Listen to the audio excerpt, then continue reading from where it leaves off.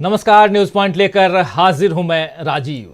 दोस्तों, धुएं और धमाकों के प्रदूषण के साथ कल दिवाली पूरे देश में मना ली गई, लेकिन चुनावी दिवाली अभी देश के 5 राज्यों में चल ही रही है और पूरा माहौल भ्रष्टाचार के धमाकों और आरोपों के धुएं से भरा हुआ है। और ऐसा लग रहा है कि इस धुएं और धमाके का बुरा असर बीजेपी की सेहत पर पड़ने वाला है। जी हां, बिल्कुल आप सही सुन रहे हैं, सही समझ रहे हैं। बीजेपी इस बार मध्य प्रदेश में भ्रष्टाचार के आरोप में बुरी तरह फंसती हुई दिख रही है और इस बार फंदा इतना बड़ा है कि इसमें मोदी सरकार भी फंस सकती है। मोदी सरकार मतलब केंद्र में मोदी जी की 10 साल लगभग जो सत्ता हो गई है वो भी इसमें फंस सकती है। ये जो तस्वीर आप देख रहे हैं मेरे दाहिने साइड में, उस तस्वीर के बारे में अभी जिक्र करूंगा। कांग्रेस आरोप लगाती है कि राजस्थान और छत्तीसगढ़ में चुनावों के पहले ईडी और सीबीआई की रेड डलवाकर कांग्रेस की सरकारों को बदनाम करने का काम बीजेपी ने किया है, मोदी सरकार ने किया है। अब कांग्रेस सवाल उठा रही है कि मध्य प्रदेश में जब भ्रष्टाचार का मामला सामने आया है तो मोदी सरकार ईडी और सीबीआई को काम पर क्यों नहीं लगा रही है। आपको बता दूं कि कुछ दिनों पहले केंद्रीय मंत्री और अभी बीजेपी उम्मीदवार नरेंद्र सिंह तोमर के बेटे देवेंद्र तोमर का एक वीडियो वायरल हुआ था, जिसमें वो कथित तौर पर 100 करोड़ की डील किसी बिचौलिए से करते हुए दिख रहे थे। इस वीडियो को देवेंद्र तोमर ने अपने खिलाफ साजिश बताया था। हालांकि इस पर 500 करोड़ की डील की बात हो रही है। मामला 100 से 500 करोड़ तक पहुंच गया है दोस्तों, लेकिन मोदी सरकार अब भी किसी जांच का आदेश नहीं दे रही है। मोदी और अमित शाह, नरेंद्र सिंह तोमर और बीजेपी के वो सभी नेता जो जोर जोर से भ्रष्टाचार पर चिल्लाते रहते हैं, सब इस मामले में चुप हैं। लेकिन राहुल गांधी ने आज खुलकर इस पर सवाल उठाए हैं। राहुल गांधी ने क्या कुछ कहा है इसको सुनेंगे, देखेंगे, लेकिन उससे पहले देख लेते हैं कि ये जो वीडियो है देवेंद्र सिंह तोमर का, इस वीडियो में क्या कुछ है। 100 करोड़ से 500 करोड़ रुपए की डीलिंग की बात यहां हो रही है। हालांकि आपको एक बात इस वीडियो को दिखाने से पहले एक यहां पर डिस्क्लेमर जरूर देना चाहता हूं कि डीवी लाइव इस वीडियो की पुष्टि नहीं करता है, इसके साउंड की पुष्टि नहीं करता है, इसके किसी भी क्रिएशन की पुष्टि नहीं करता है, क्योंकि इसी देश में एक वीडियो को दिखाकर एक नया गैंग खड़ा किया गया था, जिसका नाम आज भी लोग टुकड़े टुकड़े गैंग के रूप में लेते हैं। इसीलिए पहले डिस्क्लेमर और उसके बाद अब इस वीडियो को देखिए, इसकी सच्चाई की तह तक आप जाइए, हम भी जाएंगे और इस पर विश्लेषण करेंगे। पहले वीडियो देखिए।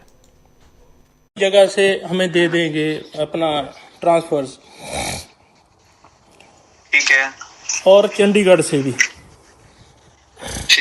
ठीक है। तो इनको क्या है भैया, उनके पास एवरी मंथ उनका सीए हमें बताएगा कि 50 CR है, 100 है, 500 है, कितना है। ठीक है, नो प्रॉब्लम। तो एवरी मंथ लेना है। No problem. अभी पहले मंथ में कितना देंगे? पहले में मैंने उनको 250 बोला है। ठीक है, 250 बोला है। तो उसका सीए आज ना मेरे बैंक मैनेजर को मिलेगा, ठीक है, क्योंकि वो वहाँ से कन्वर्ट करके आपके पास आ गया और आपके पास से वो मुनेडो में आप उसको जैसे भी भेजना है आप उनको भेजिए। आप तो अपने अकाउंट में मंगा लो, उसके बाद भेज दें। हाँ, तो मुनेडो में ना कम से कम 50% रखिए अपना इक्विटी स्टेक। रखेंगे, नो प्रॉब्लम। ठीक है ना, मनी का एक बार प्रॉपर हो जाए उसके बाद तो अपन कर लेंगे, नो प्रॉब्लम। हाँ जी, मनी का मैंने आज उनको बोल देता हूँ कि जी आप चैनल कीजिए, हम रेडी हैं। राइट। ठीक है जी, तो मैं आज शाम तक आपको करके सारा तो बताता हूँ। ठीक है जी, करो। ठीक है, ओके भैया। तो दोस्तों, इस वीडियो में साफ तौर पर 500 करोड़ के लेन देन की बात हो रही है, लेकिन इस वीडियो में छेड़छाड़ है, ये फर्जी है या ये वीडियो सच्चा है, इसके लिए तो निष्पक्ष जांच होनी ही चाहिए। आज मध्य प्रदेश की अपनी सभा में राहुल गांधी ने इसी पर सवाल उठाए हैं। राहुल गांधी इससे पहले भी जब 100 करोड़ की डीलिंग इसी तोमर साहब ने करने की बात कही थी, एक उनका वीडियो और पहले वायरल हुआ था कुछ दिन पहले, तब भी राहुल गांधी ने अपनी बात रखी थी। आप याद कीजिए, जबलपुर में उन्होंने अपनी बात की थी।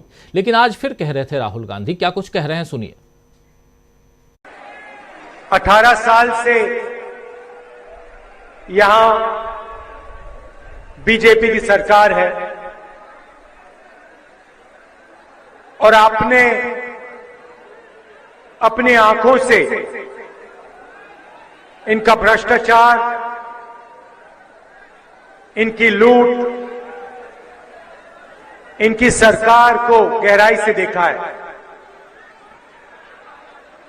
हर चीज में जहां भी इनको मौका मिलता है ये पैसा बनाना शुरू कर देते हैं। पता नहीं आपने, ये इनका मंत्री है, इनके बेटे का वीडियो देखा?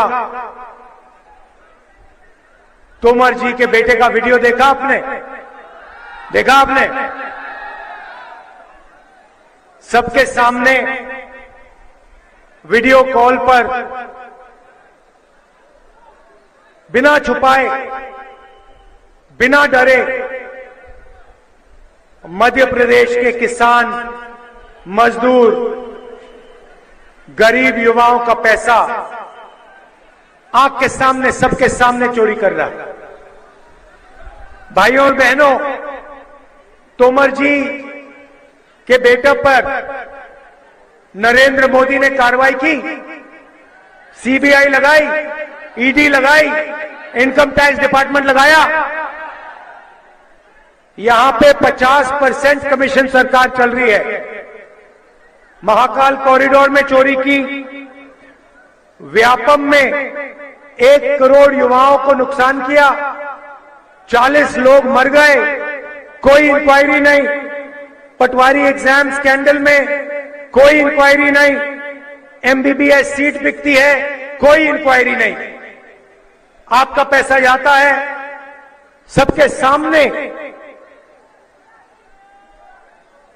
एक के बाद एक मंत्री, उनके परिवार, उनके बेटे भ्रष्टाचार करते हैं, कोई कार्रवाई नहीं होती।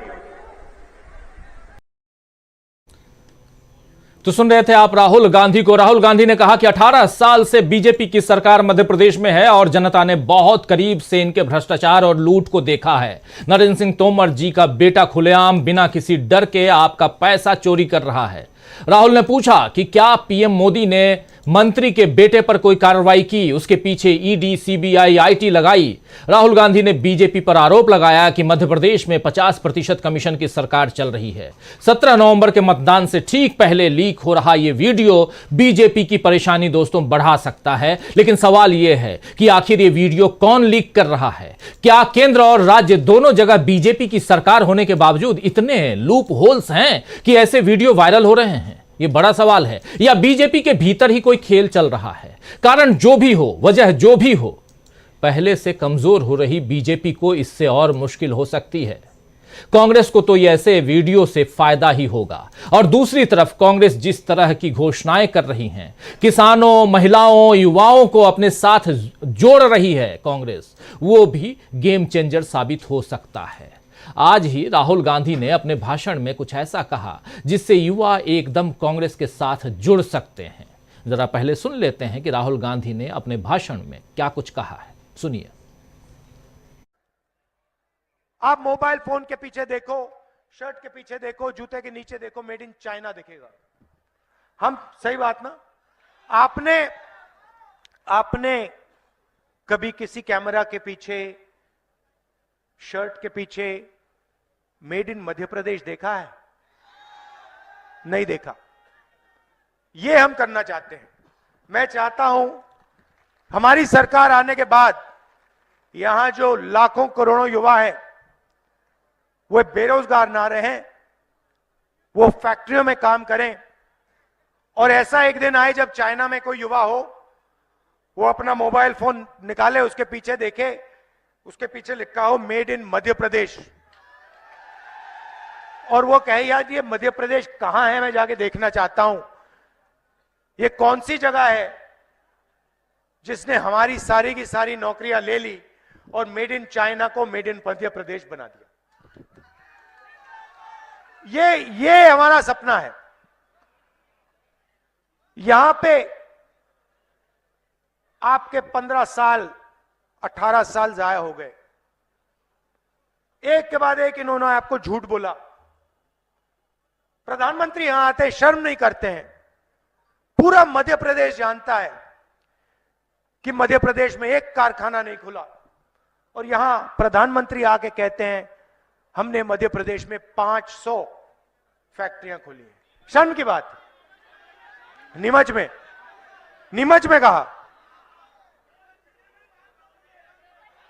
मतलब देखिए शर्म ही नहीं है। मतलब जीरो शर्म है। चले जाते हैं, जो मन में आता है कह देते हैं। पता नहीं, मालूम ही नहीं होगा, पता नहीं क्या है, मगर शर्म नहीं है कि यहां आकर जनता से कह सकते हैं कि भैया 500 फैक्ट्रियां हमने खोली हैं, और सोचते हैं कि जनता को कोई आइडिया नहीं, कोई समझ नहीं। अजीब सी बात है।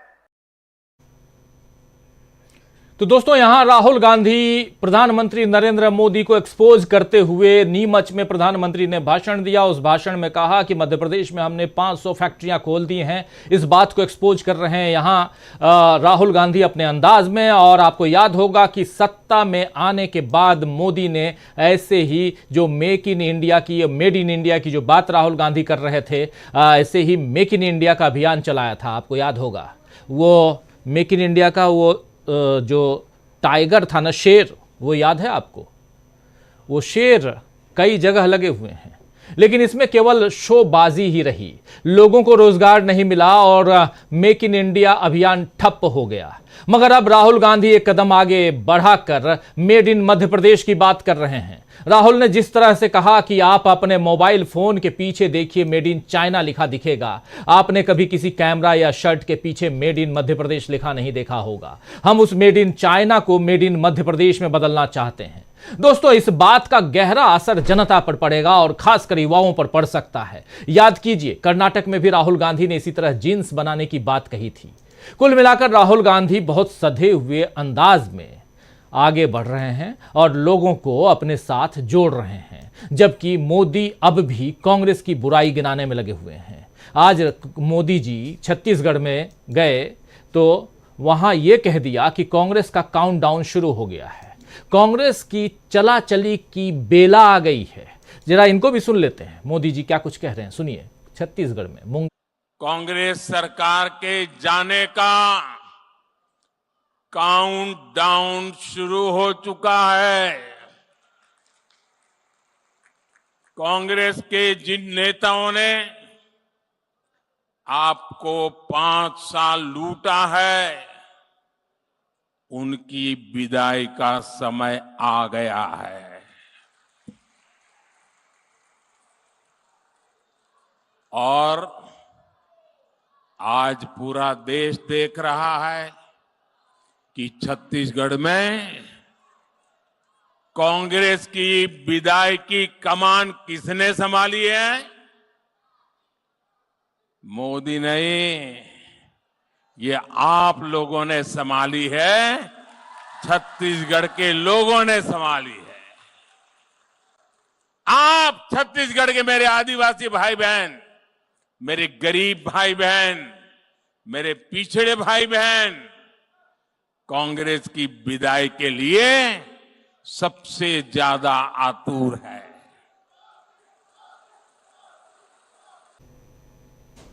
आप मेरे भाई बहन, मेरे गरीब भाई बहन, मेरे पिछड़े भाई बहन, पिछड़े तक तो ठीक है, लेकिन गरीब बोलकर प्रधानमंत्री नरेंद्र मोदी खुद ही अपने ऊपर एक सवालिया निशान खड़ा कर देते हैं कि भाई 10 साल से आप हैं, लोगों को गरीब क्यों बोल रहे हैं? आप उनको अमीर क्यों नहीं बनाना चाहते हैं? उनको गरीबी रेखा से बाहर क्यों नहीं निकालना चाहते हैं? या जात पात की जब बात आती है तो जैसे आप कहते हैं कि इस देश में कोई जात पात नहीं है, यहां एक ही जात है और वो है गरीब, तो ये कह के आप क्या कुछ कहना चाहते हैं? लेकिन उसके अलावा विदाई की बेला आ गई है, चला चली की बेला आ गई है, जो कह रहे हैं प्रधानमंत्री नरेंद्र मोदी। लेकिन क्या केवल बातों से मोदी कांग्रेस को हरा पाएंगे? ये एक बड़ा सवाल है दोस्तों। सवाल ये भी है कि बीजेपी खुद अपने कारणों से हार जाएगी क्या राहुल ने जो चुनौती दी है, अभी आप सुन रहे थे भाषण, उस चुनौती का सामना कर पाएंगे मोदी जी?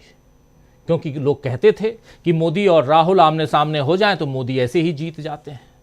क्या अब ये संभव है? क्या बीजेपी को बचा पाएंगे नरेंद्र मोदी? ये बड़ा सवाल है। आइए इन सवालों से पर्दा उठाने की कोशिश करते हैं। हमारे साथ कुछ वरिष्ठ साथी जुड़े हुए हैं, उन सबसे आपका पहले परिचय करवाता हूं। देखिए, इस वक्त 5 वरिष्ठ साथी जुड़े हुए हैं। हमारे साथ विजय शंकर सिंह साहब जुड़े हुए हैं, रिटायर्ड IPS ऑफिसर हैं और हमेशा हमारे साथ जुड़ते हैं। आपका बहुत बहुत स्वागत करता हूं सिंह साहब। हमारे साथ प्रशांत टंडन जी जुड़े हुए हैं। प्रशांत जी, आपका स्वागत है। हमारे साथ उधर छत्तीसगढ़ से देखिए 2 साथी जुड़े हुए हैं, प्रमोद अग्रवाल जी जुड़े हुए हैं। प्रमोद जी, आपका स्वागत है। और हमारे साथ जुड़े हुए हैं हमारे पॉलिटिकल एडिटर डॉक्टर दीपक पाचपोर जी। दीपक जी, आपका भी स्वागत करता हूं। और इधर दिल्ली से हमारे साथ जुड़े हुए हमारे साथी हमारे ऑनलाइन एडिटर अमलेंदु उपाध्याय जी। थोड़ी देर बाद प्रोफेसर अखिल स्वामी जी हमेशा की तरह जुड़ेंगे, थोड़ी देर बाद, आज थोड़ा लेट हैं, वो भी जुड़ेंगे। तो दोस्तों, आप सबका स्वागत है, इस्तकबाल है हमारे तमाम पैनलिस्ट साथियों का, और स्वागत इस्तकबाल आप तमाम दोस्त साथी शुभचिंतक जो अब तक जुड़ चुके हैं, जो जुड़ने वाले हैं इस खास कार्यक्रम में। दिवाली बीत चुकी है, आज छोटी दिवाली कह लें या जो भी दिवाली कह लें, लेकिन इस दिवाली पर धुएं और प्रदूषण का खेल जो चल रहा है वो आप सबने देख लिया। कल से लेकर आज तक दिल्ली का जो पोल्यूशन लेवल था वो शानदार हो गया था। यहां बारिश हुई, तेज हवा चली, बहुत शानदार था। लेकिन आज सुबह सुबह जब नापा गया तो पता है कितना था? 997 डूब मरो चुल्लू भर पानी में दिल्ली वालों, ये कह सकते हैं। लेकिन क्या करें, दिवाली मनानी है, साल में एक बार दिवाली आती है, पटाखे तो छोड़ेंगे, फोड़ेंगे, दिखाएंगे कैसे कि हम तुमसे कम नहीं। चलिए, कोई बात नहीं, हम भी उसी में मर रहे हैं और आप भी उसमें, आपका भी दम घुट रहा होगा जो लोग दिल्ली में हैं। आगे बढ़ें, और धुएं प्रदूषण की बात इसलिए कर रहा हूं कि पॉल्यूशन से ही इस न्यूज पॉइंट की प्रस्तावना की शुरुआत मैंने की थी, और जहां इस धुंध, धुएं और पॉल्यूशन की बात, प्रदूषण की बात जो मैं कर रहा था, वो एक प्रदूषण जो है वो सियासत में भी है, जहां 500 करोड़ की बात होती है। जरा आना चाहता हूं आपके पास प्रशांत टंडन जी, ये 500 करोड़ रुपए, 100 से 500 करोड़ तक, ये क्या लगता है और आने वाले समय में कुछ धमाका और होने वाला है? सबसे बड़ी बात कि कोई व्हाट्सएप चैट को, व्हाट्सएप वीडियो कॉल को रिकॉर्ड करके और ऐसे चुनाव के वक्त जारी कर रहा है। ये कौन है जो बीजेपी के साथ, ये कौन है जो नरेंद्र सिंह तोमर के खिलाफ लगा हुआ है, ये कौन है जो नरेंद्र सिंह तोमर को और उनके बेटे को निपटा देना चाहता है? लेकिन ये कैसी सरकार है जो अभी तक इस पे चूं नहीं करती है, कुछ बोल नहीं रही है? आप उस एरिया से लौट के आए हैं प्रशांत टंडन जी, तोमर साहब के एरिया से, जहां वो मैदान में खड़े हैं 2-2 हाथ करने के लिए, इसलिए भी आपसे समझना चाहता हूं वहां पर क्या कुछ चल रहा है। और सबसे बड़ी बात कि आखिर कौन है ये आदमी, कौन साजिश कर रहा है, जिसके बारे में कह रहे हैं देवेंद्र तोमर और नरेंद्र सिंह तोमर के कृषि मंत्री की साजिश रची जा रही है, रच दी गई है।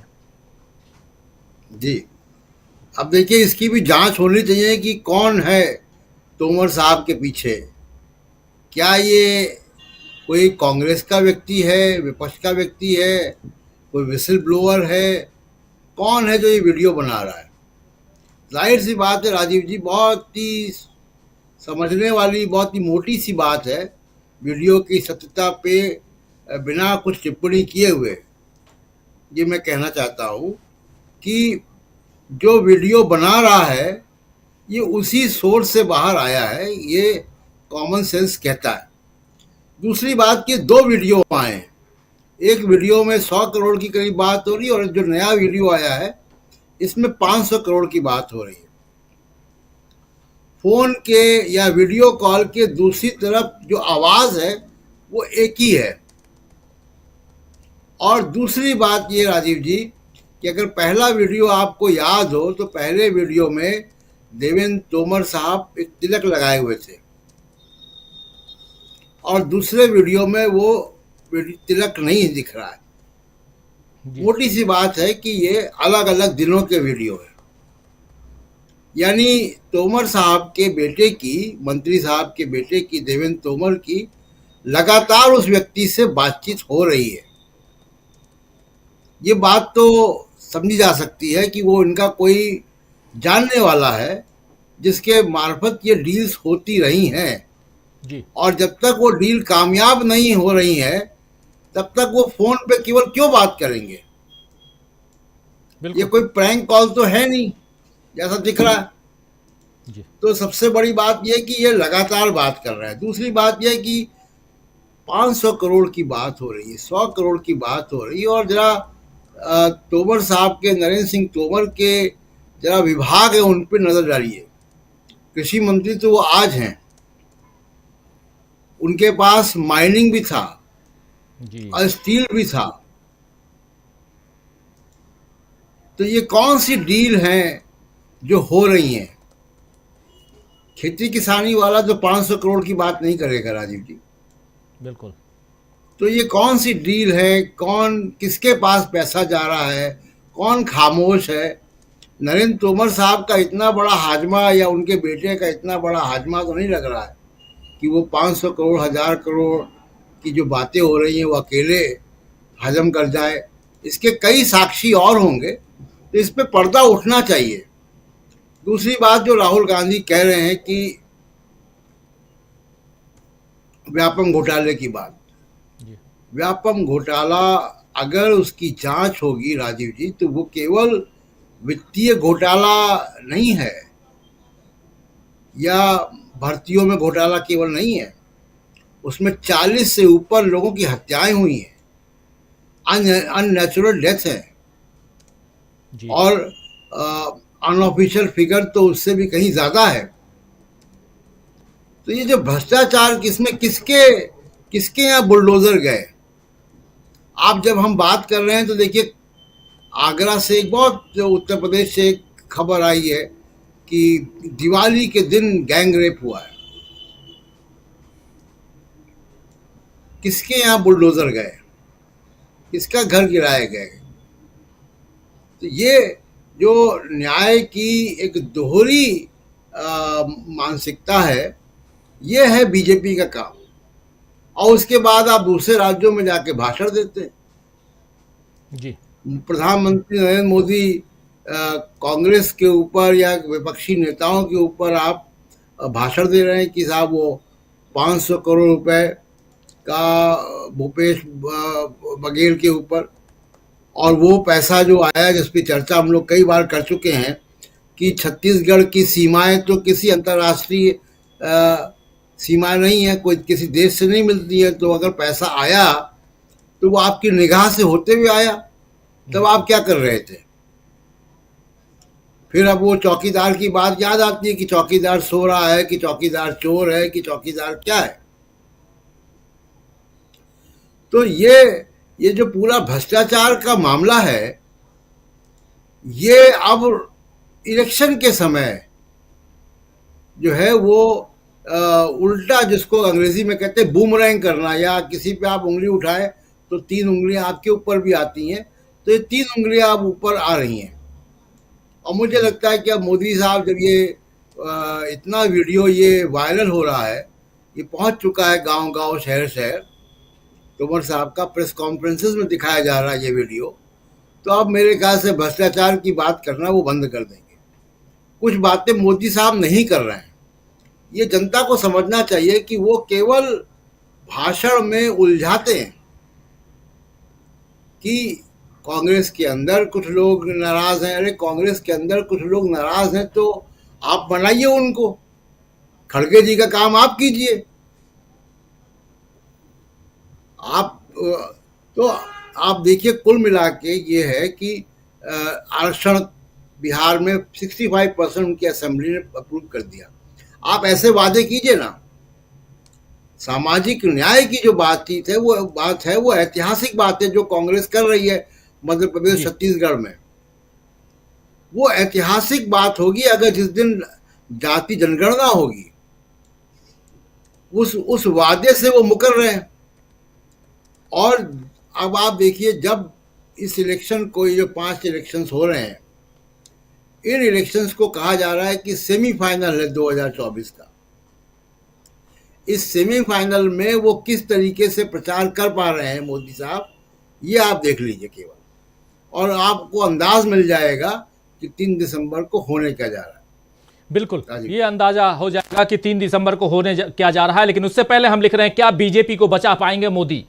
ये सवाल यहां लिख भी रहे हैं हम कि क्या बीजेपी को बचा पाएंगे मोदी जी, क्या बीजेपी को बचा पाएंगे? एक बड़ा सवाल है। इस सवाल का जवाब खोजने की हम कोशिश तो कर ही रहे हैं इस कार्यक्रम के जरिए। लेकिन जो कुछ चल रहा है दिन भर जो कुछ हुआ और इससे पहले जो कुछ चल रहा है उस पर हम चर्चा कर रहे हैं। आना चाहता हूं अमलेंदु उपाध्याय जी आपके पास। अमलेंदु जी, आप कैसे देखते हैं, जरा ये आप बताइए कि एक तरफ आप देखिए नरेंद्र सिंह तोमर के बेटे, एक नहीं दो वीडियो सामने आ जाता है, प्रधानमंत्री नरेंद्र मोदी पर यह आरोप, भ्रष्टाचार के आरोप लग रहे हैं, विपक्ष लगाता रहता है, लेकिन सत्ता पक्ष में अगर हैं यानी कि मोदी जी के साथ हैं, बीजेपी के साथी हैं आप, तो आपका कुछ नहीं बिगड़ेगा। देख लीजिए महाराष्ट्र में अजीत पवार को, ऐसे बहुत सारे नेता हैं लेकिन अजीत पवार का नाम ताजा तरीन है, इसलिए कह रहा हूं उनका नाम, कि उनके ऊपर, उनको लेकर के कितनी सारी बातें होती रही, लेकिन आज वो उप मुख्यमंत्री हैं महाराष्ट्र के और बिल्कुल पाक साफ हैं।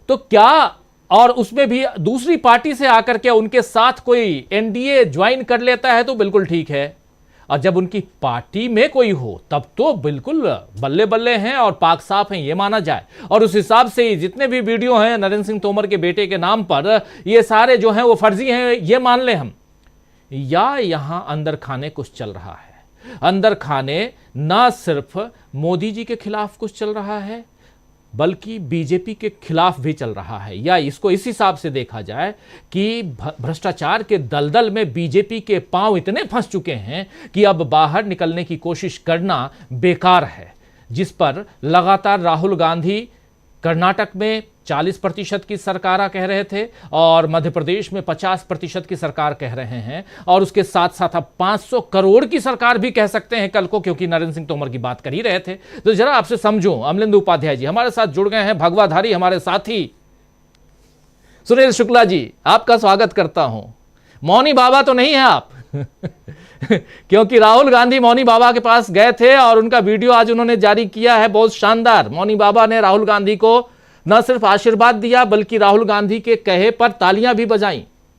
वो वीडियो दोस्तों आप देख सकते हैं हमारे चैनल पे, वो वीडियो है ऑलरेडी। खैर, तो सुनील शुक्ला जी आपका स्वागत करता हूं, और बहुत शानदार लिबास में आप हैं, लेकिन पहले आना चाहता हूं अमलेंदु उपाध्याय जी आपके पास। अमलेंदु जी कैसे देखते हैं?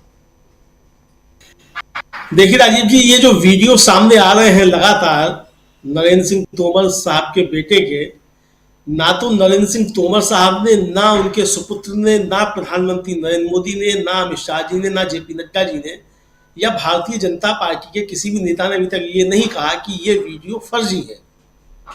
अभी तक इस तरह का कोई, मैंने तो वक्तव्य नहीं सुना। किसी ने सुना हो तो मेरा ज्ञानवर्धन कर सकता है कि किसी ने कहा हो कि वीडियो फर्जी है। ये जरूर कहा गया कि भाई ये जो है वो डॉक्टर्ड वीडियो है। ठीक है, डॉक्टर्ड वीडियो होंगे, ये कहा एडिटेड वीडियो, तो एडिटेड वीडियो हो सकते हैं, एडिटेड वीडियो हो, पेश करने से पहले किसी ने उसको एडिट किया हो। लेकिन एक चीज तो राजीव जी इसमें साफ तौर पे नजर आ रही है कि जो भी व्यक्ति है, जिससे भी बातें हो रही हैं या जो भी इसको रिकॉर्ड कर रहा है, वो बाकायदा अपने पास कुछ ना कुछ सबूत रखना चाहता है ताकि उसकी डील बाद में बेकार ना जाए, इसलिए वो इन चीजों को रिकॉर्ड कर रहा है। मुझे ऐसा लगता है कि उसका जो है लक्ष्य यही रहा होगा। अब यहाँ जो बड़ा सवाल राजीव जी है, वो मुझे लगता है कि अगर ये लेन देन की जानकारी भारतीय जनता पार्टी के शीर्ष नेतृत्व को नहीं है, तो निश्चित तौर पे अंदर कोई ना कोई जांच चल रही होगी कि तोमर साहब के बेटे ने किस तरीके से ये गड़बड़ झाला कर लिया है। अगर ये वीडियो में बातें कही गई सत्य है, तो निश्चित तौर पे अंदर कोई ना कोई जांच चल रही होगी जो सामने नहीं आ रही होगी कि ये मतलब छल कौन कर रहा है और सेंध जो है वो सेठ जी के घर में लगा कौन रहा है। आपको याद होगा राजीव जी, पहले भी जो थी कुछ चीजें आई थी और फिर खबरें वो दब गई थी। शायद किसी पदाधिकारी का मसला था कि कार्यालय से कुछ पैसे वैसे गायब होने की खबरें थी, फिर वो उन पदाधिकारी को लेकर के बहुत सी खबरें जो आती रही थी, लेकिन वो खबरें फिर दब गई थी, उनकी भी कोई पुष्टि नहीं हो पाई थी। तो ये मसला क्या है, ये किसी के कहने पे हो रहा है या सुपुत्र साहब अकेले ही कोई डील कर रहे हैं, या केंद्रीय नेतृत्व के नजर में है, ये निश्चिंत है केंद्रीय नेतृत्व की भी ठीक है, जो बच्चा कर रहा है वो सही कर रहा है, पार्टी का ही काम कर रहा था बच्चा, तो ये भी चीज हो सकती है पार्टी का ही काम कर रहा हो, इसलिए सब खामोश बैठे हुए एकदम से कि भाई कुछ नहीं बोलना है इस पर, क्योंकि काम तो पार्टी का ही कर रहा था। और अगर पार्टी का काम नहीं कर रहा था तो निश्चित तौर पर अंदर कोई ना कोई जांच चल रही होगी कि किस तरीके से बच्चे ने जो है पार्टी के साथ कोई खेल कर दिया है, अगर ये चीजें सब सही है। क्योंकि अभी तक किसी ने भी ये नहीं कहा कि ये वीडियो जो है वो फर्जी है और ये जो है वो तैयार किए गए हैं वीडियो, अभी तक किसी ने नहीं कहा है। और अगर कोई कहता है तो फिर उसकी जांच करवा ली जाए कि वीडियो असली है कि नहीं है, तो फिर सरकार जांच कराए।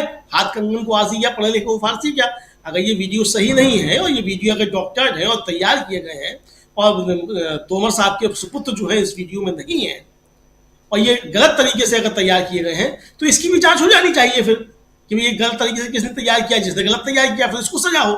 तो अगर आप जिसने ये वीडियो तैयार किया उसको भी सजा देने की बात नहीं कर रही है भारतीय जनता पार्टी और इस वीडियो की भी सत्यता को स्वीकार नहीं कर रही है, तो ये माना जाएगा कि पार्टी जो है वो मौन स्वीकृति दे रही है कि हाँ ये वीडियो सही है, और अगर नहीं है तो फिर उसको सामने आकर के आप जांच की घोषणा कीजिए कि इसकी जांच कराई जाएगी। अभी तक जो है प्रधानमंत्री लगातार जा रहे हैं चुनावी राज्य मध्य प्रदेश, वहां जा रहे हैं, लेकिन प्रधानमंत्री ने भी इस पर कोई एक शब्द नहीं कहा है। और राहुल गांधी यही पूछ रहे हैं बार बार कि भाई आपने सुना कि प्रधानमंत्री ने इस पर कुछ शब्द कहा, कुछ कहा? प्रधानमंत्री जहां महादेव ऐप की जाकर के बात कर रहे हैं और वहां भी सवाल उठ रहे हैं कि वो महादेव ऐप जो है वो किसका है और किसका नहीं है, इसको लेकर के जो सवाल उठ रहे हैं, ये बार बार आ रहा है कि जिस व्यक्ति को बताया जा रहा है वो तो दमन का नजदीकी है, इस तरीके की वीडियोस जो फोटो जो वो सब वायरल हो रहे हैं। तो ये सब चीजें जिस तरीके से आ रही है, प्रधानमंत्री जिस तरीके से वहां जाकर के बोल रहे हैं छत्तीसगढ़ में महादेव ऐप को लेकर के 508 करोड़ को लेकर के, तो अगर यहाँ भी प्रधानमंत्री को क्या प्रधानमंत्री की ये खबरें नहीं देख पा रहे हैं कि ये वीडियो इस तरीके से वायरल हो रहे हैं? प्रधानमंत्री क्या सिर्फ महादेव ऐप पर ही खेला करते हैं? अगर प्रधानमंत्री केवल महादेव ऐप पे ही खेला करते हैं और वही उनको दिखाई देता है और ये दिखाई नहीं देता है, तो ये प्रधानमंत्री का दृष्टि दोष है। मुझे लगता है कि प्रधानमंत्री को दोनों चीजों पे देखना चाहिए। अगर आप महादेव ऐप पे खेल रहे हैं तो इस वीडियो में जो वीडियो गेम जो चल रहा है इसको भी प्रधानमंत्री देखें, इस गेम के पीछे हैक बनाकर, क्योंकि इसमें बदनामी भारतीय जनता पार्टी के प्रधानमंत्री की इसमें निश्चित तौर पर हो रही है और कांग्रेस इसको एक बड़ा चुनावी मुद्दा बना रही है। और मुझे लगता है कि ये चुनाव के समय मध्य प्रदेश में बड़ा चुनावी मुद्दा बन रहा है, ठीक उसी तरीके से जिस तरीके से 40% की सरकार का मुद्दा कर्नाटक में बना था और एक ठेकेदार का जो पत्र था जिसने आत्महत्या की थी, वो पत्र जो था वो लगातार वायरल होता रहा था, उसकी सत्यता की जांच होती रही, बाद में जो भी होती रही, इस तरह की इस वीडियो की भी जांच होती रही। लेकिन एक बड़ा मुद्दा मुझे लगता है कि मध्य प्रदेश के चुनाव में, छत्तीसगढ़ के चुनाव में, दोनों राज्यों में ये एक बड़ा मसला बन गया है और प्रधानमंत्री को इस पर अपनी दृष्टि स्पष्ट करनी चाहिए। तुरंत ईडी और सीबीआई की इससे जांच कराने की घोषणा मुझे लगता है प्रधानमंत्री कल या परसों शायद फिर मध्य प्रदेश में होंगे, उनको जाके करनी चाहिए। तो एक अच्छा संदेश जाएगा कि प्रधानमंत्री वाकई में ईमानदार को प्रश्रय देते हैं और बेईमानी के खिलाफ प्रधानमंत्री हैं। और अगर ऐसा नहीं होता है तो जो विपक्ष आरोप लगा रहा है उसको जनता कहीं ना कहीं स्वीकार कर लेगी। राजीव जी, मुझको ऐसा लगता है। अमलेंदु जी, आप ऐसी बात कर रहे हैं जैसे पिछले 9.5 साल से हम आप ये उम्मीद करते हैं कि प्रधानमंत्री जी प्रेस कॉन्फ्रेंस कर लें, वैसी उम्मीद आप कर रहे हैं कि प्रधानमंत्री जी एक बयान देंगे कम से कम कि हाँ हम जांच करवाएंगे इस वीडियो का। ये उसी ढंग की बात है। हमारे साथ जुड़ गए हैं प्रोफेसर अखिल स्वामी जी। स्वामी जी, आपका स्वागत करता हूं। सीधा आपके पास ही आना चाहता हूं कि हम चर्चा बहुत सारी अलग अलग मुद्दों पे कर रहे हैं और सबसे बड़ी बात ये कर रहे हैं कि एक तरफ भ्रष्टाचार जो है वो घेरे हुए है बीजेपी को, और प्रधानमंत्री नरेंद्र मोदी आज जब छत्तीसगढ़ के मुंगेली में थे तो वहां भाषण में कह रहे थे ये 30% की सरकार है, इसको आउट कर देना चाहिए। 40% 50% की बात सुनी थी, लेकिन वो जो 40-50 वाली बात जो है उसके साथ साथ आज 30% प्रधानमंत्री ने भी वहां चस्पा कर दिया छत्तीसगढ़ में। और इधर राहुल गांधी इस वीडियो को लेकर, जो देवेंद्र सिंह तोमर का वीडियो, फिर से एक दूसरा वीडियो सामने आया है जिसमें 500 करोड़ की डील की बात हो रही है, उस वीडियो पर राहुल गांधी वहां के लोगों से सवाल कर रहे थे और पहले भी सवाल कर चुके हैं, पूछ रहे हैं कि आखिर कहां है आपका मोदी जी, ईडी और सीबीआई। लेकिन यहां बात ये सियासी मौसम में, चुनावी मौसम में ये बातें, ऐसे वीडियो, जैसे मुद्दे, ऐसे मसले आते रहते हैं स्वामी जी, हम आप सब लोग देखते हैं। मामला ये है कि क्या मोदी जी उस दलदल में फंस चुके हैं, क्या बीजेपी खुद उस दलदल में फंस चुकी है जहां एक पैर निकालने के चक्कर में दूसरा पैर और धंसता चला जाता है और आप धीरे धीरे और गहराई में आपका पैर जाता चला जाता है, जहां से निकलना बहुत मुश्किल होता है। क्या बीजेपी को बचा पाएंगे मोदी जी? हम ये यहाँ लिख रहे हैं और यही सवाल आपसे पूछ भी रहे हैं, क्योंकि मोदी जी और उनके जो चाणक्य हैं अमित शाह, ये दोनों अभी तक जीत के अलावा कुछ देखने की आदत नहीं रही है। अब इन 5 राज्यों को देख करके जो लग रहा है उसमें परिस्थितियां बहुत बदली हुई दिखाई दे रही हैं, इसीलिए आपसे ये सवाल कर रहा हूं। राजीव जी, ये नैसर्गिक प्रक्रिया है कि कमल जो है वो कीचड़ में और दलदल में ही खिलता है, तो कीचड़ में ही और दलदल में ही खिल रहा है। देखिए, अमलेंदु जी इतने अच्छे और सुलझे हुए पत्रकार होने के बावजूद इतने आशावादी हैं कि वो अपेक्षा कर रहे हैं कि मोदी जी इसकी जांच करवाएंगे।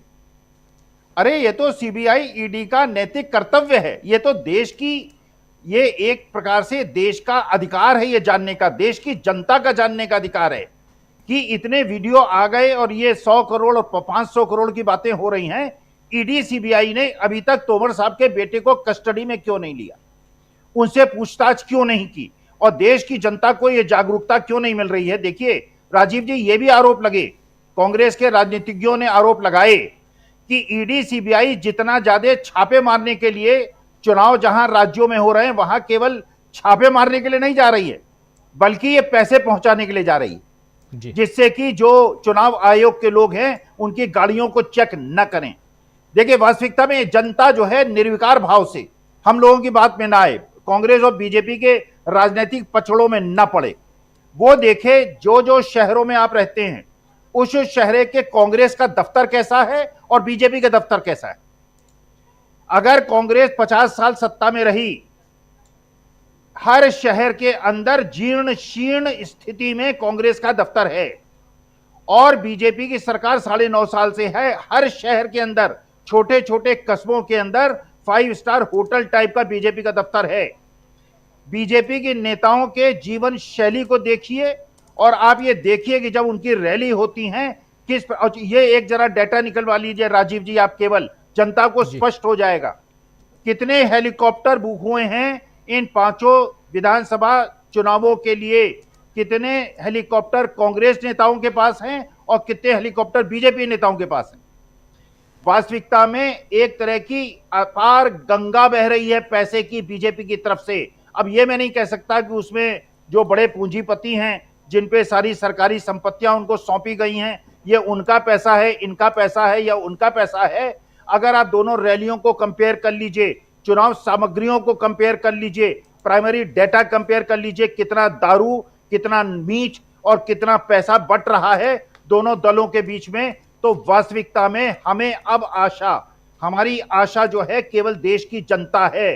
देश की जनता को अगर देश के लोकतंत्र को बचाना है, बच्चों को नौकरियां दिलानी है और देश की अर्थव्यवस्था को ठीक करना है, तो ये जो विद्रूप रूप लोकतंत्र का दिखाई पड़ रहा है, और मोदी जी क्या बीजेपी को बचाएंगे, मुझे लगता है बीजेपी को अपने को मोदी जी से बचाना है, ये मुख्य प्रश्न है।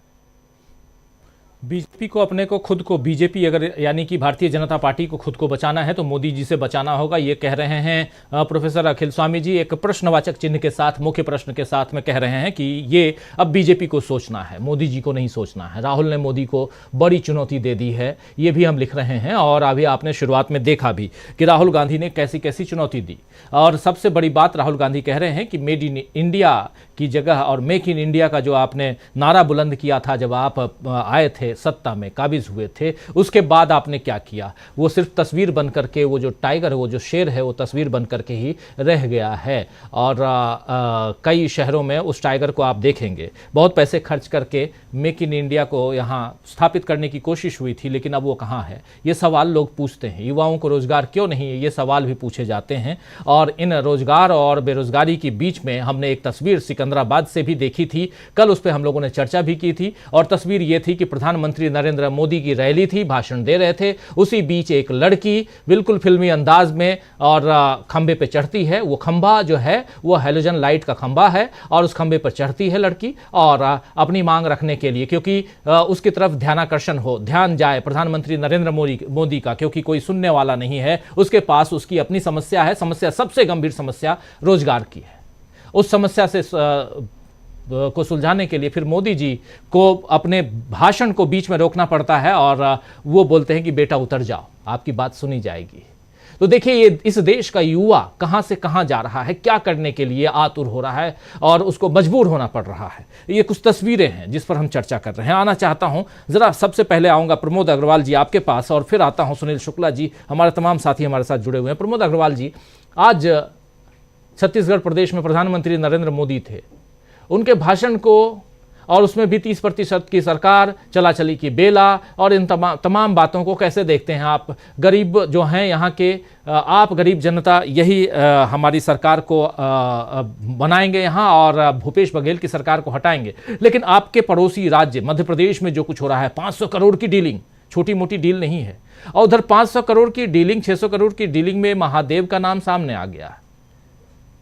महादेव का नाम सामने ला करके भूपेश बघेल को घेरने की कोशिश हुई, लेकिन ये 500 करोड़ की डीलिंग में देवेंद्र जी का नाम ला करके सामने क्यों नहीं रखा जा रहा है, जरा आपसे समझना चाहता हूं प्रमोद अग्रवाल जी। राजीव जी, मैंने कल भी कहा था कि श्यामा प्रसाद मुखर्जी का 2 विधान अगर देखना है तो इस सरकार में आसानी से दिख जाता है। एक तरफ 500 करोड़ के लिए आप बिना किसी चार्ज के एक मुख्यमंत्री को बदनाम कर रहे हैं, और दूसरी तरफ आपके मंत्री का बेटा 500 करोड़ की सीधे सीधे डील करता हुआ दिख रहा है, आप कुछ नहीं कर रहे हैं। कानून कहां चला जाता है जब भारतीय जनता पार्टी का नेता सामने आता है। रिश्वतखोरी का जहां तक सवाल है तो पूरे हिंदुस्तान में भारतीय जनता पार्टी अकेली ऐसी पार्टी थी जिसका अध्यक्ष पैसे लेते हुए पकड़ा गया था कैमरे पर, आपको याद होगा लक्ष्मण जी। और आपको यह भी याद होगा कि अटल जी के प्रधानमंत्रित्व काल में एक मंत्री हुआ करते थे छत्तीसगढ़ से, दिलीप सिंह जूदेव, वो भी कैमरे पर पकड़े गए थे पैसा लेते हुए, यह कहते हुए कि पैसा खुदा तो नहीं है लेकिन खुदा से कम भी नहीं है, और अटल जी ने उनको मंत्रिमंडल से निकाल दिया था। आपको यह भी याद होगा कि छत्तीसगढ़ से ही राजनांदगांव की सीट से सांसद बने थे प्रदीप गांधी, जिनकी सीट से मुख्यमंत्री ने उपचुनाव लड़कर के छत्तीसगढ़ की मुख्यमंत्री का ताज पहना था। उस प्रदीप गांधी ने संसद में सवाल उठाने के लिए पैसे लिए थे, यह बात प्रूफ हुई थी, और सोमनाथ चटर्जी ने उन्हें संसद से बर्खास्त कर दिया था। तो यह इतिहास कोई नया नहीं है पैसा लेने का, पैसा लेना इनकी आदत रही है। बस इतना इतिहास बदला है कि किसी समय अटल जी ने अपने मंत्री को बर्खास्त कर दिया था, और अब पैसा लेने वाला चहेता बना हुआ है, चाहे वो अजीत पवार हो, चाहे नरेंद्र सिंह तोमर का लड़का हो, चाहे निशीथ प्रामाणिक हो, चाहे ब्रजभूषण सिंह शरण हो, ऐसे लोग इनके साथ जुड़े हुए हैं। मंत्रियों के बच्चे पैसा लेते रहे, मंत्रियों के बच्चे किसानों पर गाड़ियां चलाते रहे,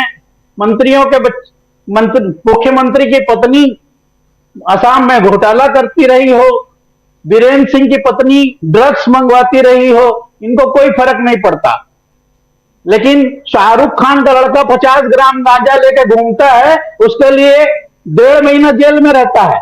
ड्रग्स पकड़ाती है 30,000 करोड़ की मुद्रा एयरपोर्ट पर, कुछ नहीं होता है। साफ साफ दिखता है राजीव जी की 2 कानून चल रहे हैं, 2 कानून बना करके यह सरकार देश को गुमराह कर रही है।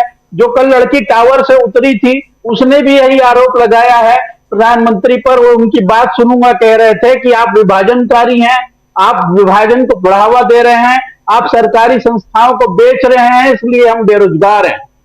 एक बात और कहना चाहता हूं, आपने उल्लेख नहीं किया है, छत्तीसगढ़ में उन्होंने आज कांग्रेस की बड़ी चिंता करी है कि कांग्रेस अपने पूर्वजों की चिंता नहीं कर रही है, कांग्रेस अपने पुराने और वरिष्ठ हो चुके कांग्रेसियों की चिंता नहीं कर रही है, इसलिए आपको कांग्रेसियों की चिंता नहीं करनी चाहिए। ये आदमी ऐसा बोल रहा है जैसे पता नहीं कितना बड़ा संत है, कितना बड़ा महात्मा है, जिसको दूसरे की पार्टी की भी चिंता हो रही है। ये अपना नहीं बताते कि जिस गुरु के दम पर या जिस जगह पर खड़े हैं और जिस पद पर बैठे हैं, उस गुरु की इन्होंने क्या हालत की हुई है। लाल कृष्ण आडवाणी खून के आंसू रोते होंगे कि कभी इनके शिष्य थे। मैं उस गुजरात की बात करना चाहता हूं जहां पर अशोक सिंघल, प्रवीण भाई तोगड़िया, जहां संजय जोशी, जहां पर क्या कहते हैं उनका नाम, बघेल साहब, केशु भाई पटेल, सुरेश भाई मेहता, सारे नाम इनकी पार्टी के, इनके वरिष्ठ लोगों के हैं जिनको इन्होंने कहीं का नहीं छोड़ा। आप ध्यान रखिए, गोपीनाथ मुंडे और प्रमोद महाजन की हत्या कैसे हुई थी आपको पता है, सारा कुआसा छटा हुआ था, अपने परिवार के लोगों की हत्या करने के आरोप हैं इनके ऊपर। ये क्या बताते हैं कि ये पूर्वजों की रक्षा करते हैं। अटल जी को लोटे में घुमाया था इन्होंने पूरे देश में, और अटल जी की भतीजी भाजपा कार्यालय एकात्म परिसर रायपुर में गई थी उसी बात के लिए कि मेरे चाचा की अस्थियों का आप अपमान कर रहे हैं, कि इन्होंने उनकी भतीजी को कार्यालय में नहीं घुसने दिया था, पिछले चुनाव के समय की बात है, और उन्होंने पार्टी से इस्तीफा दे दिया था। जी, आप बिल्कुल। समझिए कि बिल्कुल, ये प्रमोद कहना अग्रवाल क्या जी, चाहते हैं, ये जी, प्लीज। कहने का मतलब ये है कि ये दार्शनिक बन रहे हैं। अब 900 चूहे खाकर दिल्ली हज जाने की तैयारी कर रही है। सारे मुद्दे अपना लिए, सारे नुस्खे अपना लिए हैं अपने छत्तीसगढ़ में, लेकिन जनता अडिग है। आपको बता दूं, मैं आपको अपने अनुमानों का आधार बता रहा हूं राजीव जी, की छत्तीसगढ़ का किसान 1 तारीख से धान बेचता है सरकार को। 1 नवंबर से धान बेचने की तारीख होती है। हाहाकार मच जाता है छत्तीसगढ़ में। कहीं से खबरें आती है कि टोकन नहीं मिल रहा है, कहीं से खबरें आती हैं कि बोरे नहीं बचे हैं, कहीं से खबरें आती है कि जगह नहीं है रखने की जगह पर। आज एक दाना नहीं बेच रहा है किसान सरकार को। इसलिए नहीं बेच रहा है कि आज का रेट 2800 रुपए है, और आने वाली सरकार जो कांग्रेस की सरकार है, उसने अपने घोषणा पत्र में उस रकम को 3200 रुपए करने का वायदा किया हुआ है, और उसको पता है कि 400 रुपए ज्यादा मिलेंगे प्रति क्विंटल, इसलिए एक दाना सरकार के खलिहान में नहीं आ रहा है। उसको पता है कि वोट देने के बाद 1 महीने बाद यह धान 400 रुपए क्विंटल महंगा होने वाला है। यही एक प्रामाणिक आधार है कि छत्तीसगढ़ की जनता क्या करने जा रही है, और उसका असर आपको 3 दिसंबर को दिख जाएगा।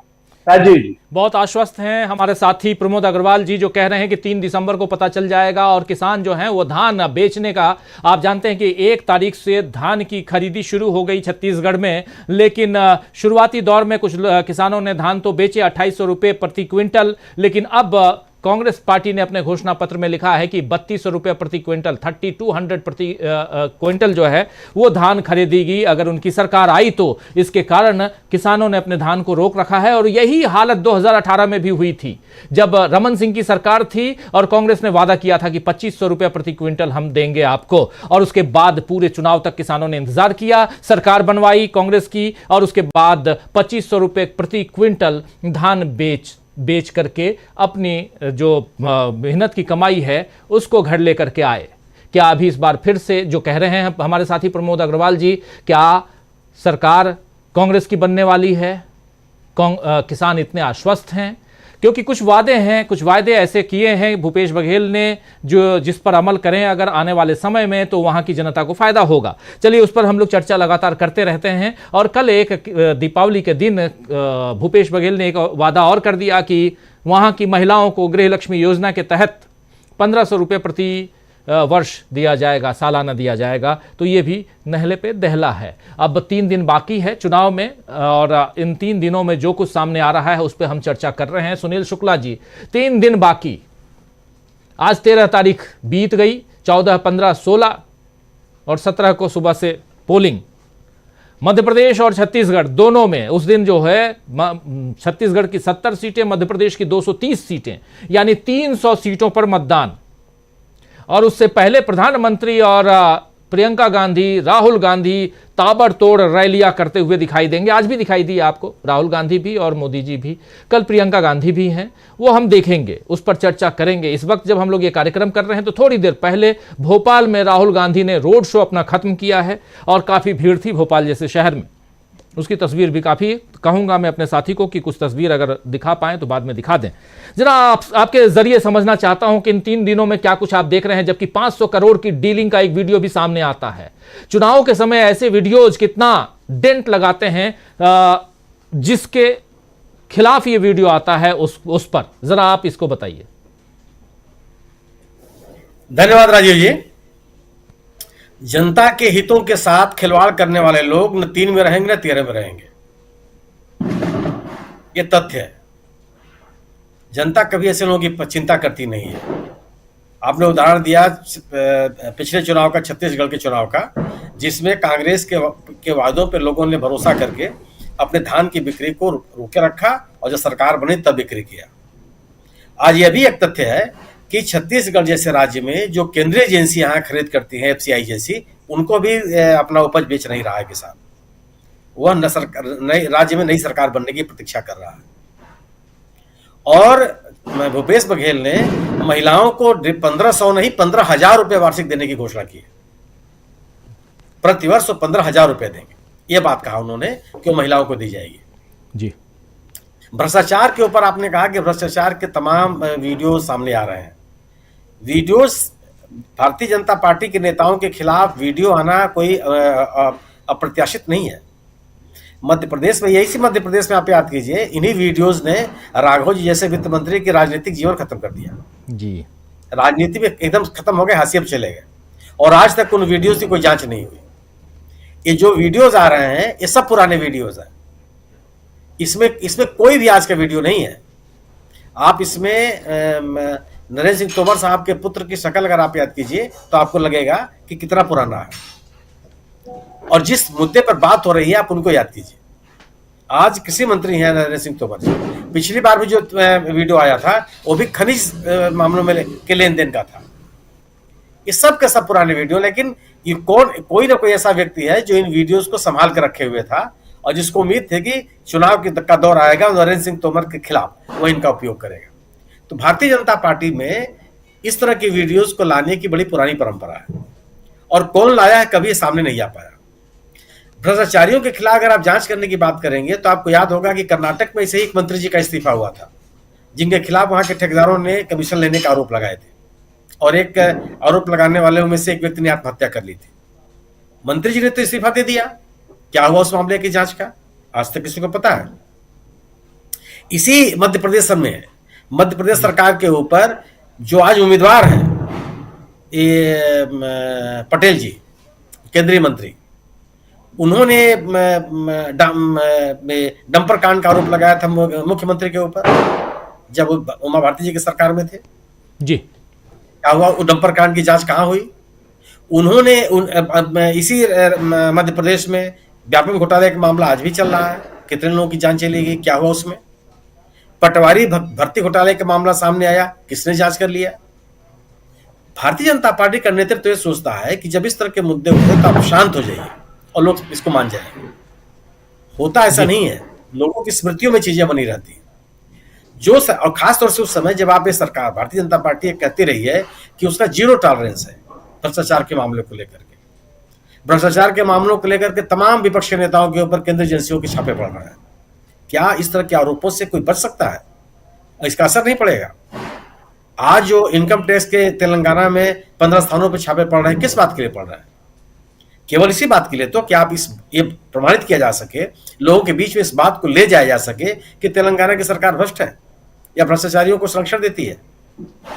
अभी तक क्या जिन लोगों को आपने जेल भेजा, जिन लोगों के खिलाफ आपने कार्रवाई की, जांच की, क्या किसी पे मामला साबित हुआ?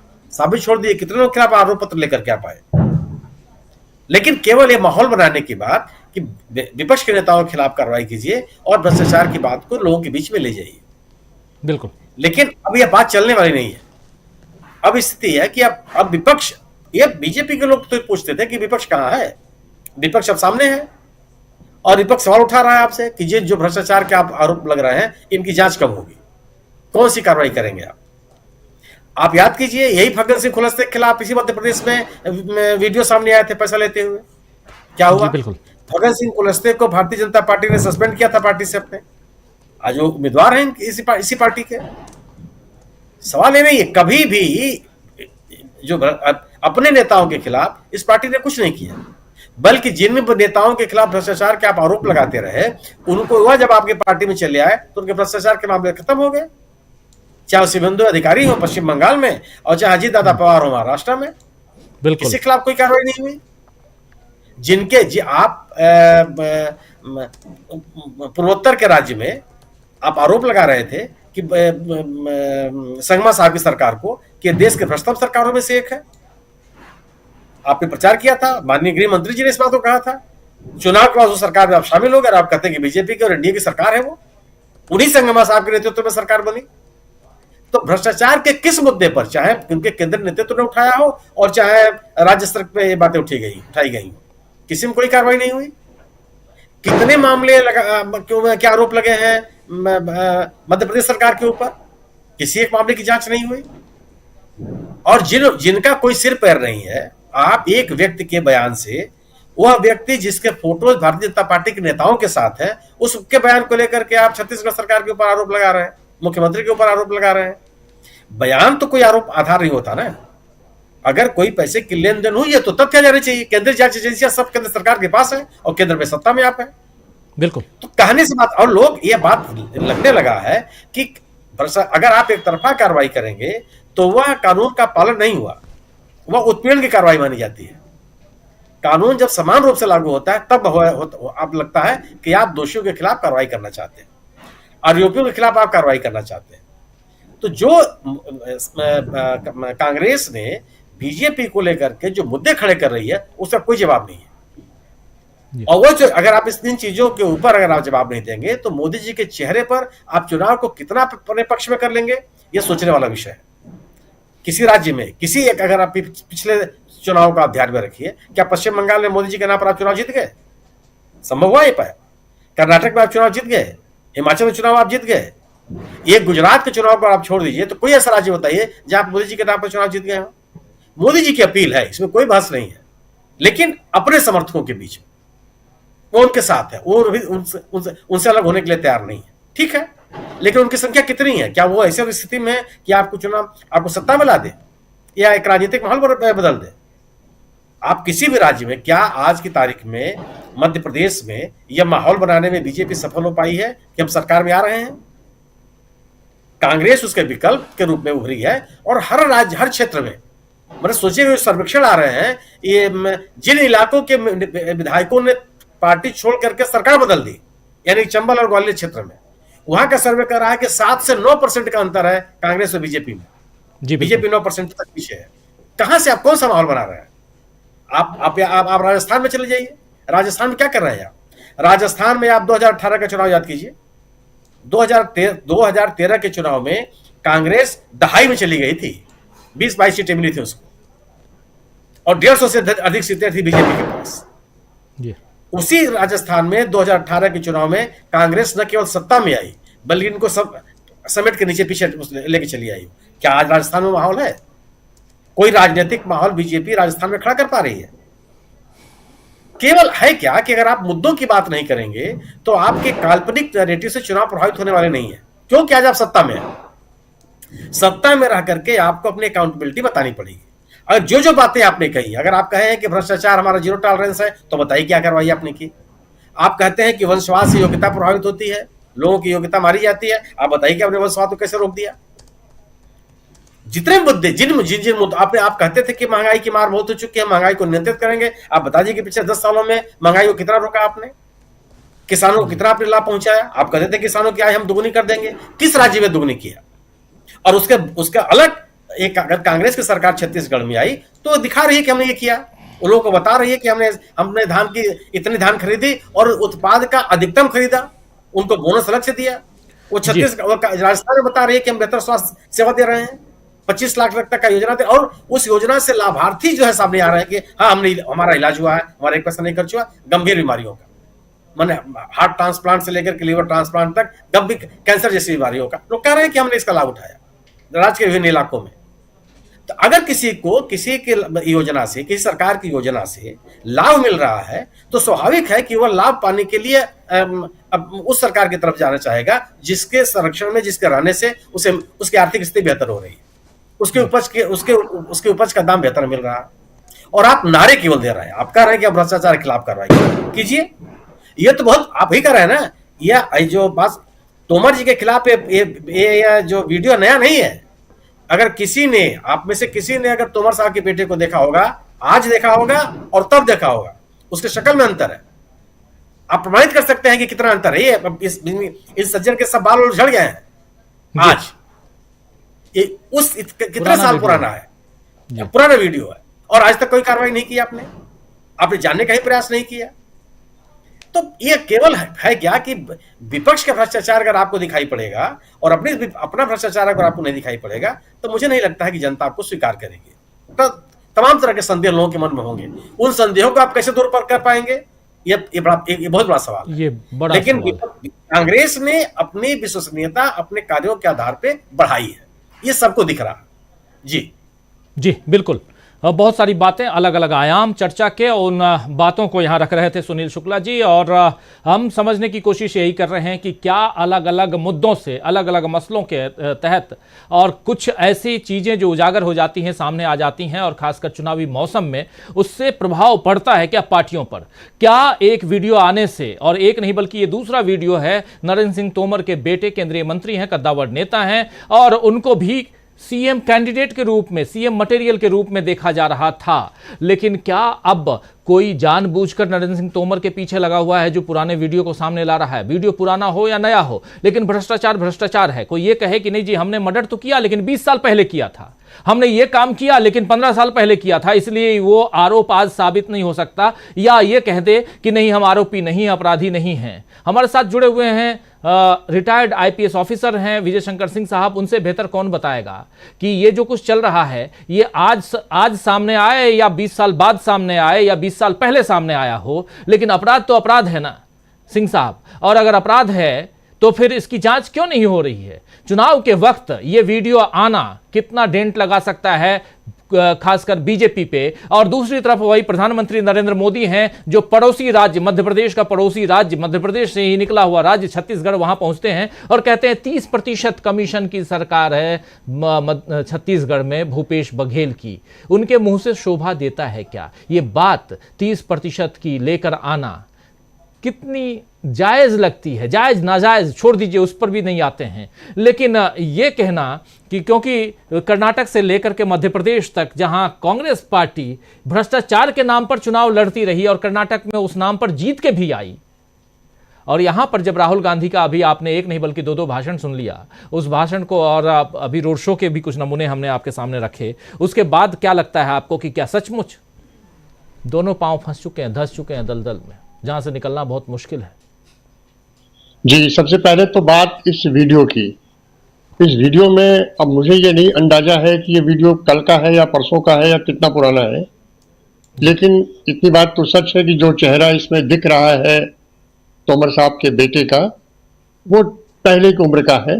कितना पहले का है मुझे नहीं अंदाजा, मैंने उनको फोटो में ही देखा है, मेरे आमने सामने मुलाकात न इनसे हुई है न नरेंद्र सिंह तोमर से हुई है। अब रहा सवाल, दो पक्ष है इस वीडियो में, एक अपराध और एक इस अपराध के उजागर करने का भाव। तो पुलिस या जांच एजेंसी का मूल मुद्दा रहता है अपराध। जो इसमें लेन देन की बात की जा रही है, जिस पैसे की बात की जा रही है, उस पैसे का स्रोत क्या है, पैसा मिला है कि नहीं मिला है, मिला है तो कहाँ गया है, कैसे गया है, किस रूप में गया है, और ये निश्चित रूप से ऐसा पैसा कैश आया होगा जो पीएमएलए के अंतर्गत एक अपराध है और मनी लॉन्ड्रिंग का केस इसमें बनता है और ईडी का क्षेत्राधिकार है। ईडी जिस तरीके से इस समय पूरी तरह से सक्रिय है, और जैसे कि छोटे छोटे मामलों में भी जब वो दखल दे रही है, तो ऐसे मामले में अगर ईडी दखल नहीं दे रही है, कोई पहल नहीं कर रही है, तो निश्चित रूप से या तो ईडी के हाथ बंधे हुए हैं या उन्हें सिर्फ एक सिलेक्टेड टास्क दिया गया है कि आप बीजेपी छोड़कर बाकी अपोजिशन के लोगों को ही आप टारगेट करें, और वो कर रहे हैं। अब रहा सवाल ये अपराध को उजागर किसने किया है, ये मुद्दा ईडी के लिए उतना इंपॉर्टेंट नहीं जितना इंपॉर्टेंट राजनीतिक दलों के लिए है।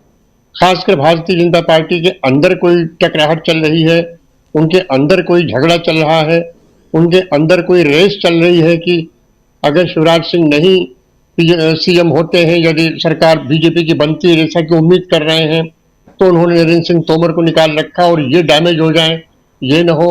अब इस पर तो मेरा कोई बहुत ज्यादा मेरी रुचि नहीं है, हर राजनीतिक दलों में ऐसी चीजें होती है। मेरा ये कहना है कि अभी राजस्थान में ईडी ने छापे मारे और वहां के बड़े कांग्रेस के नेता के यहाँ छापे मारे थे, उनके बारे में डिटेल नहीं पता लगा। महादेव ऐप ने कहा कि हमने 500 करोड़ रुपए भूपेन्द्र बघेल को दिए हैं और उस पर उन्होंने मुकदमा कायम कर दिया। इसके अलावा उनके पास कुछ भी नहीं है, जबकि सरकार ने पहले ही महादेव ऐप को प्रतिबंधित करने की बात भारत सरकार को लिख दी थी और कुछ नहीं हुआ। मैं अडानी के मामले पर नहीं जाऊंगा क्योंकि वो इतना बड़ा मामला है कि ईडी की हिम्मत नहीं कि उसमें छुए, इसलिए उसको किनारे रखिए। आप दिल्ली शराब घोटाला में आ जाइए। मनीष सिसोदिया हो या संजय सिंह हो, इन दोनों के खिलाफ ईडी ने जेल भेज रखा है और जो रिश्वत ले दी गई है जिसका कि आरोप है उसका कोई मनी ट्रेल नहीं है। ऐसी स्थिति में सुप्रीम कोर्ट ने भी कहा कि आप साबित नहीं कर पा रहे हैं कि मनी ट्रेल नहीं है, तो आप कैसे इनके खिलाफ केस कर रहे हैं? यहां पर साफ साफ ये आदमी कह रहा है, ये लड़का भी कह रहा है और उधर का आदमी भी कह रहा है। अब अगर ये वीडियो 1 मिनट के लिए मैं मान लेता हूं कि वीडियो फर्जी है, कंकॉक्टेड है, डॉक्टर्ड है, जो भी कह लीजिए, तो ऐसी स्थिति में क्या नरेंद्र सिंह तोमर का कर्तव्य नहीं बनता कि वो सामने आते और कहते कि मेरे बेटे को फंसाने की साजिश की गई है और इसकी समरी इन्वेस्टिगेशन तुरंत हो जाए, और ईडी तत्काल सक्रिय हो जाती है और इसके बारे में जांच शुरू कर देती है और जांच के परिणाम बताने लगते।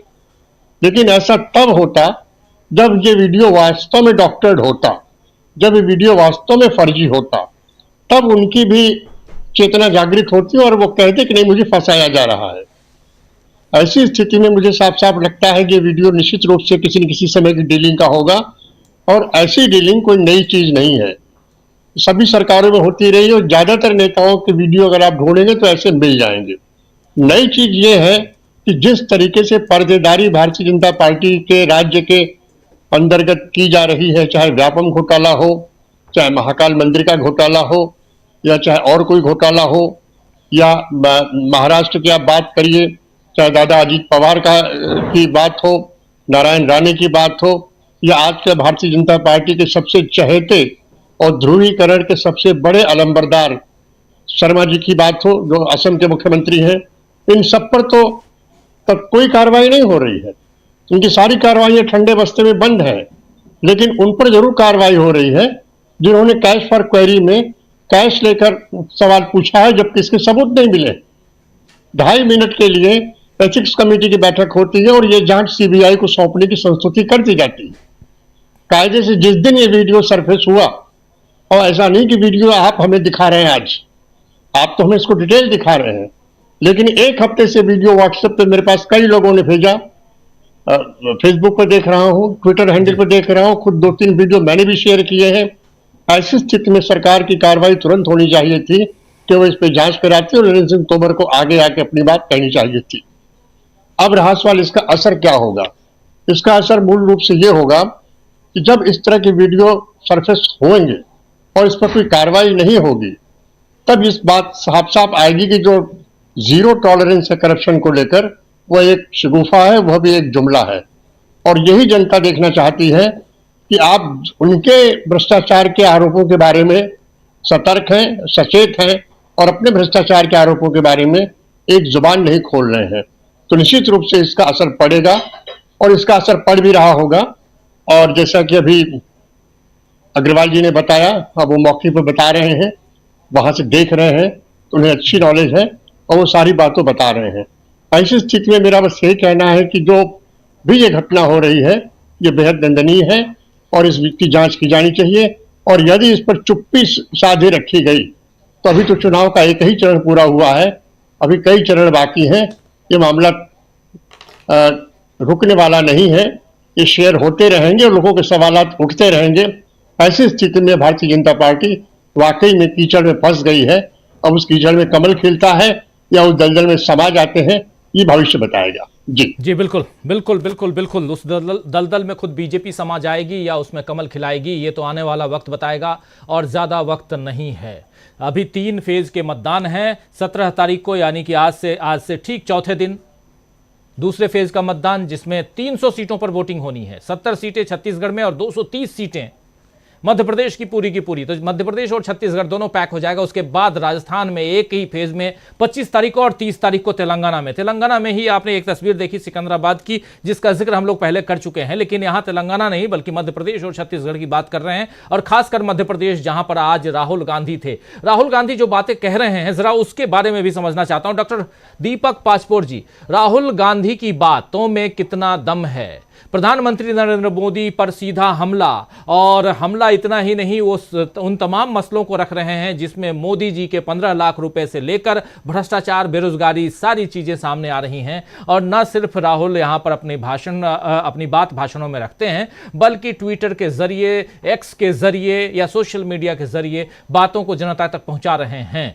लेकिन सवाल ये उठता है कि क्या घर घर तक उनकी बातें पहुंच पा रही होंगी? हम तो यहाँ स्टूडियो में बैठ करके चर्चा कर रहे हैं, इसलिए आपसे जानना समझना चाहता हूं, क्योंकि आप ग्राउंड पे हैं, छत्तीसगढ़ में हैं। छत्तीसगढ़ में जो हाल है, सूरत हाल, वही हाल उधर मध्य प्रदेश में भी होगा और दोनों जगह राहुल गांधी आ चुके हैं। इसलिए जरा समझूं आपसे कि कितना प्रभाव डाल चुके हैं अभी तक राहुल गांधी।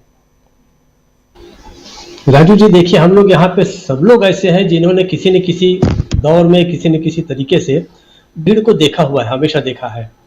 अब आप देखिए कि वहाँ पर जो भी लोग उपस्थित होते हैं, चाहे वो मेरे होम टाउन मुंगेली में प्रधानमंत्री मोदी की सभा हो या राहुल गांधी की भोपाल का रोड शो हो, बुलाए गए और खुद ही चलकर आए लोगों में बड़ा फर्क होता है और वो बड़ा साफ दिख जाता है, पता चल जाता है कि कौन सी प्रायोजित भीड़ है और कौन सी जो है वो साया सही है, अपने से चल के आई है। तो अगर राहुल गांधी की बातों में दम नहीं होता, देखिए कुछ समय पहले तक था कि 1.5 साल 2 साल 3 साल पहले तक उनकी बातों को उड़ा दिया जाता था, मजाक के रूप में लिया जाता था, लेकिन अब ऐसा नहीं है। अब ये बहुत गंभीर तरीके से उनको लिया जाता है और उसमें बहुत सारी, जिसको हम कहते हैं कि उनका जो सपोर्ट सिस्टम है राहुल गांधी का, वो भी बड़ा स्ट्रांग हो गया है। जैसे ही नरेंद्र तोमर का जो वीडियो सामने आया, तुरंत कांग्रेस के जो प्रवक्ता हैं उन्होंने उसके प्रेस कॉन्फ्रेंस भी कर ली, राहुल गांधी ने भी उस बात को उठाया। मेरा ये जो मामला है नरेंद्र सिंह तोमर वाला, उसमें एक दो तथ्य मैं आपके सामने रखना चाहता था। देखिए नरेंद्र सिंह तोमर जो है, उन्होंने 3 अलग अलग दौर में, जब 2016 में पहली बार जब वो मंत्री बने तो उनके पास ग्रामीण विकास और पंचायत राज का मंत्रालय था। फिर 30 मई 2019 तब उनको कृषि कल्याण और किसान कल्याण का विभाग दिया गया। उसके बाद 18 सितंबर 2020 को उन्हें उद्योग मंत्रालय भी मिला और खाद्य प्रसंस्करण विभाग मिला। इसका मतलब ये है, हालांकि मेरे से ज्यादा जानकार यहाँ पर हैं और सिंह साहब अच्छे से बता सकते हैं, इसका मतलब एक बात तो बड़ी साफ है कि ये 3 साल से ज्यादा पुराना वीडियो नहीं है, क्योंकि सितंबर के पहले उनके पास ऐसा कोई विभाग नहीं था कि माइनिंग कारोबारी आकर उसमें कोई अपनी बात कहते या किसी तरीके की कोई डील करते। ये बात तो बड़ी स्पष्ट है। दूसरी बात, जब पहले 100 करोड़ वाला मामला जो आया, उसके बाद इनके जो पुत्र है देवेंद्र सिंह तोमर, इन्होंने मुरैना के पुलिस में एक शिकायत दर्ज कराई है कि मेरे बारे में, मेरे संज्ञान में ऐसा आया है कि मेरे बारे में एक वीडियो जो है वायरल हुआ है जिसमें तथ्यों को तोड़ मरोड़ कर रखा गया है। ठीक है, चलिए मान लिया, पुलिस ने ले लिया, पुलिस भी दबाव में आके उसको काम करना पड़ता है। कम से कम कोई शिकायत कर रहा है तो उसे तो लेना ही लेना है। अब क्या कहेंगे, क्या दूसरे वीडियो के बारे में जाके बताएंगे कि देखिए एक और वीडियो सामने आया है 500 करोड़ का, ये भी डॉक्टर है, तो पुलिस भी अब समझ जाएगी। अब सवाल यह है कि इसका फायदा किसको मिलेगा। इसका फायदा देखिए भारतीय जनता पार्टी को मिले न मिले, कांग्रेस को मिले न मिले, लेकिन अमित शाह और मोदी जी को जरूर मिलेगा। वो इसलिए मिलेगा कि इनके खिलाफ एक फाइल अगर बनती है तो आज देखिए सारे के सारे मंत्री जो उठ बैठ कर रहे हैं मोदी और शाह के सामने, उसके पीछे क्या कारण हो सकता है। इसलिए कि तमाम तरह के मंत्री जो लोग हैं, भारतीय जनता पार्टी में ऊपर जाने का जो रास्ता है वो नोटों के बंडल से चढ़कर ही जाना पड़ता है हर किसी को। आप अगर अच्छे कलेक्शन करने वाले नहीं हैं, आप अच्छा पैसे का जुगाड़ नहीं कर सकते, आप बड़े बड़े खर्चीले रोड शो नहीं कर सकते, लाखों करोड़ों रुपए की गुलाब की जो पंखुड़ियां हैं और गुलाब जो हैं वो बड़े बड़े स्टेज नहीं बना सकते, तो आप मोदी और शाह को जो है वो किसी भी तरीके से प्रभावित कर ही नहीं सकते। इसलिए ये उनमें बड़ी सामान्य बात है कि इनके पास 100-500 करोड़, मुझे तो लगता है कि उन्हें नरेंद्र सिंह मोदी के लड़के की प्रतिभा पर शक होने लगेगा कि केवल 100 और 500 करोड़ की ही बात कर रहे हो, जबकि आपके पास इतने अच्छे अच्छे मंत्रालय हैं। ये जो पैसा है, ये पैसा आने वाले समय में जब बहुत सारे राज्यों से सरकार चली जाएगी, ये सारा पैसा 2024 के पहले जो है काम आएगा। वैसे ही जैसे नोटबंदी में सारा पैसा कॉर्नर कर लिया था भारतीय जनता पार्टी में, वही पैसा अब तक चल रहा है राजीव जी। लेकिन कई राज्य हारने के बाद, और जब और कुछ राज्य जब हार सकते हैं, तो उसके बाद होगा ये कि वहां पर जो है पैसों की कमी होगी, वे पैसे जो है पहुंचाए जा रहे हैं, एकत्र किए जा रहे हैं। इसलिए हमको किसी को भी ऐसी कोई उम्मीद नहीं करनी चाहिए कि इसकी कोई जांच होगी। बहुत सारे का उल्लेख मेरे साथी प्रमोद अग्रवाल जी ने किया, हम सब भी जानते हैं कितने सारे केस तो आ चुके हैं। नोटबंदी के बाद कितने सारे पैसे निकले थे भारतीय जनता पार्टी के लोगों के कार्यालयों से और घरों से, उसका क्या हुआ अभी तक कुछ नहीं पता। गुजरात की एक कोऑपरेटिव सोसाइटी जिसके अध्यक्ष शायद अमित शाह जी हैं, पता चला कि वहां भी बहुत सारा इसी तरीके का जो कुछ हुआ है। तो इसको तो आप ये कर दीजिए। दूसरी बात, मोदी जी जो आज छत्तीसगढ़ में थे, उन्होंने देखिए दो तीन बातें बड़ी बहुत ही तरीके से कही। उन्होंने कहा कि इस प्रदेश में एक 2.5 साल का जो फार्मूला था मुख्यमंत्री का, उसमें भी इन्होंने अपनी ही पार्टी के व्यक्ति का न तो सम्मान किया और न ही अपनी बात रखी, तो ये दूसरों के किए वादे। जी दीपक जी, ये तस्वीर लेटेस्ट कल की तस्वीर है। कल 12 तारीख को दिवाली थी और नरेंद्र सिंह तोमर के बेटे देवेंद्र तोमर ये तस्वीर शेयर करते हुए सोशल मीडिया पर उन्होंने कैसा आज दिखते हैं आज की तारीख में, वो तस्वीर दिखाना चाहता हूं। ये है नरेंद्र सिंह तोमर के बेटे देवेंद्र तोमर, जिनका वीडियो वायरल हो रहा है। तो आप बिल्कुल ठीक कह रहे हैं कि लगभग 3 साल पुराना वीडियो हो सकता है और मतलब इसी दौर का वीडियो है, ज़्यादा अंतर नहीं है उनमें और ये साफ यहाँ दिखाई दे रहा है। ज़रा तस्वीर को अगर सामने दिखा पाएँ तो ज़्यादा बेहतर है। और ये हैं देवेंद्र सिंह तोमर अपने पिता के साथ और बगल में प्रधानमंत्री नरेंद्र मोदी। इस ट्वीट में क्या बातें चल रही हैं इसको हटा दीजिए, लेकिन तस्वीर ज़रूर दिखाइए। हाँ, ये तस्वीर देवेंद्र सिंह तोमर की है और ये दिखाना इसलिए ज़रूरी है क्योंकि जो वीडियो हम दिखा रहे हैं उससे आप उसको ज़रा समझ पाएँ कि हाँ जो इंसान है ये इनके बारे में हम चर्चा कर रहे हैं। देवेंद्र सिंह तोमर की बात हम कर रहे हैं और इनके पिता चुनाव लड़ रहे हैं, केंद्रीय मंत्री हैं, लेकिन विधायकी का चुनाव लड़ रहे हैं वहाँ पे मध्य प्रदेश से और इनका ही ये वीडियो वायरल हो रहा है। चलिए इसको हटाते हैं और सीधा आना चाहता हूँ डॉक्टर दीपक पाचपोर जी, अपनी बात पूरी कीजिए। जी बस बहुत थोड़ी सी बात रह गई है। दूसरा, उन्होंने छत्तीसगढ़ में आके देखिए 2-3 ही वही बातें की। पहले जैसे उन्होंने फिर से इस समय आमंत्रण दिया है। आज से करीब 1 महीना पहले, 15-20 दिन पहले जब मोदी जी जब आए थे छत्तीसगढ़, तो उन्होंने कहा था कि मैं इस समय आपको भाषण देने नहीं आया हूं, बल्कि छत्तीसगढ़ में जो भारतीय जनता पार्टी की सरकार बनने जा रही है उसका निमंत्रण देने आया हूं। इस बीच उन्होंने निमंत्रण देना छोड़ दिया था। आज उन्होंने छत्तीसगढ़ की सभा में फिर से निमंत्रण दिया है लोगों को। तो ऐसा लगता है उन्हें कि शायद उम्मीद ये है कि बहुत सारे यहाँ पर भारतीय जनता पार्टी ने इस बीच जो कुछ काम किए हैं उससे शायद उनकी उम्मीद बंधी होगी। और ये स्वाभाविक भी है, अपनी पार्टी के नेता को अपनी पार्टी से उम्मीद नहीं होगी तो और किससे होगी। दूसरी बात, उन्होंने बताया कि 2.5 साल वाला जो फार्मूला है उसको लेके बात की। तीसरा, उन्होंने कहा कि ये भूपेश बघेल के साथ साथ उन्होंने 2 लोगों के नाम लिए कि ये उनकी सरकार है। वो 2 लोग कौन है? एक मोहम्मद अकबर और एजाज ढेबर। मतलब सांप्रदायिकता का भी कार्ड धीरे से खपाने की कोशिश जो है वो हमारे प्रधानमंत्री मोदी जी छत्तीसगढ़ में कर रहे हैं, लेकिन मुझे लगता नहीं कि अब इसका कोई बहुत ज्यादा फायदा होने जा रहा है। अंतिम बात कर दूं, आपको याद होगा 2-3 दिन पहले जब भारतीय जनता पार्टी ने एक योजना ली थी जिसके बारे में हम उल्लेख कर चुके हैं कि 12,000 रुपए हर विवाहित महिला को छत्तीसगढ़ में दिया जाएगा। कर चुके हैं जी। हाँ, कर चुके हैं। अब हुआ यह है कि कल या परसों बहुत सारे भारतीय जनता पार्टी के कार्यालय से जो फॉर्म्स उनको मिले थे, महिलाओं के आवेदन मिले थे, उसको रातों रात फेंका गया है। बहुत सारी महिलाओं के फोन नंबर और डिटेल्स के साथ जो है वो कचरे में पाए गए हैं। कारण यह है, उन्हें यह डर था इन कार्यालयों के लोगों को कि कहीं निर्वाचन आयोग के छापे जो हैं हमारे यहाँ न पड़ जाएं। इसलिए महिलाओं ने जो उम्मीद के साथ उन्हें दी थी सारी जो आवेदन, उन आवेदनों को बाहर फेंका गया है।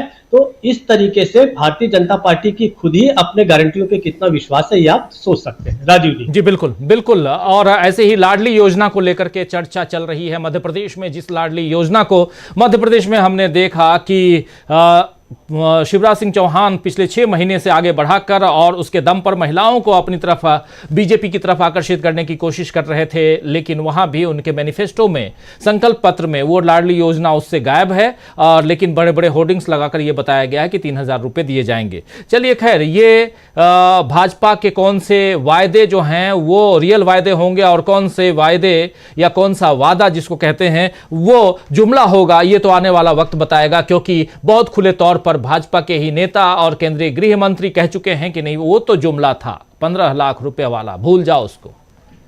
क्या इतनी आसानी से देश की जनता भूल जाती है प्रोफेसर अखिल स्वामी जी? नहीं, देश की जनता भूल सकती है लेकिन अखिल स्वामी तो नहीं भूलेगा। क्योंकि मैंने तो एक सोचा था, सपना देखा था, एक बड़ी कार खरीदूंगा जब 15 लाख मिलेगा। और अब मेरे पास तो छोटी सी कार है, वो बड़ी मुश्किल से चलती है।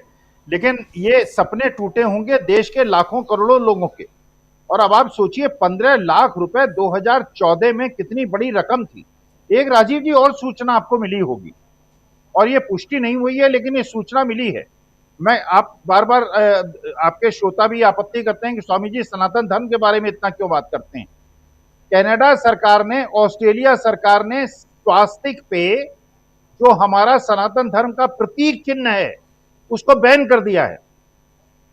ये खबर है, ये सूत्र बता रहे हैं। पुष्टि होनी बाकी है। अगर विदेश के अंदर हमारे प्रधानमंत्री जी का डंका बज रहा है और स्वास्तिक को बैन कर दिया गया है, तो आप सोचिए ये डंका कैसा बज रहा है।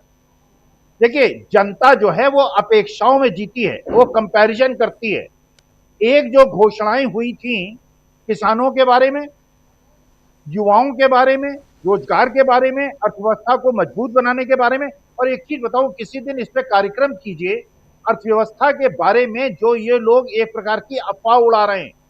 अर्थव्यवस्था की हालत बहुत ज्यादा खराब है राजीव जी, एक अर्थशास्त्री की तरह से बोल रहा हूं।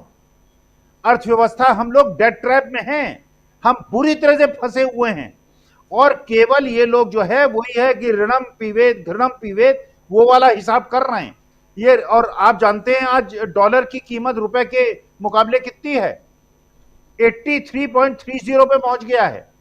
और इसका सबसे बड़ा दुष्प्रभाव पड़ता है जो आपने फॉरेन डेट्स लिए हैं वो महंगे हो जाते हैं। इसका मतलब 60 रुपए में आपने 2014 में सरकार ली थी, आज अगर वो 84 रुपए हो गया है, 30% आपको लोन रिपेमेंट ज्यादा करना पड़ेगा।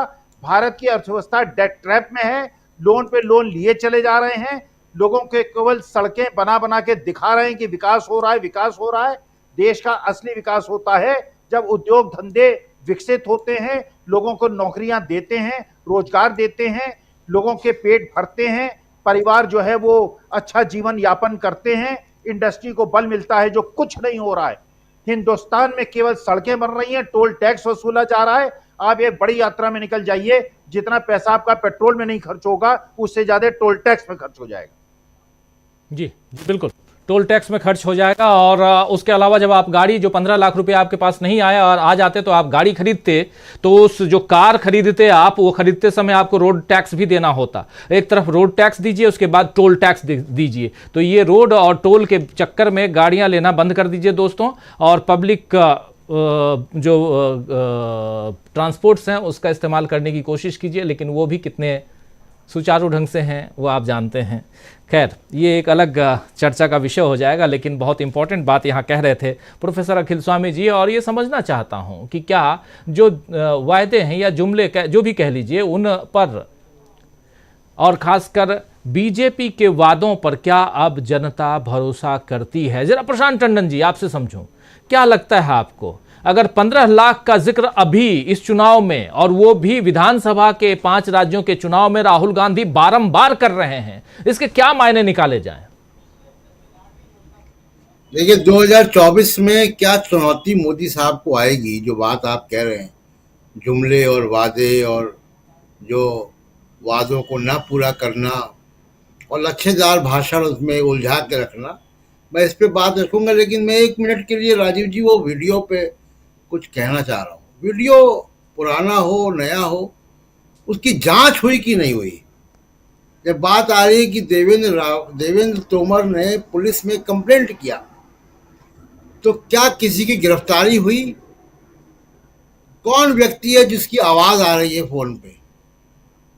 देवेंद्र तोमर का सोशल मीडिया का अकाउंट मैंने देखा, आप बहुत तस्वीरें जो हैं उसमें बहुत अंतर नहीं है कि उनको आप कम से कम ये तो पहचाना जा सकता है कि यही वही व्यक्ति हैं। तो ऐसा नहीं कि वो कोई बहुत अरसे पुराना वीडियो है, मतलब ये हाल फिलहाल का मतलब पिछले 2-1 साल का के अंदर का वीडियो है। सरकार मध्य प्रदेश में बीजेपी की, उत्तर प्रदेश में बीजेपी की जो सटा हुआ राज्य है, सीबीआई, इनकम टैक्स, ईडी, दुनिया भर की एजेंसीज आपके पास है जिसको आप दौड़ाते रहते हो। बुलडोजर आपने खड़े कर रखे हैं गिराने के लिए मकानों को। तो ये व्यक्ति कहाँ है जिसने जो ये इस वीडियो कॉल में दूसरी तरफ है? और एक मैं बहुत कॉमन सेंस की बात राजीव जी करता हूँ, हम सब लोग फोन इस्तेमाल करते हैं, हम सब लोग वीडियो कॉल भी इस्तेमाल करते हैं। क्या आप और हम या कोई भी व्यक्ति, हमारा दर्शक, किसी को भी वीडियो कॉल पे ले लेता? नहीं लेता।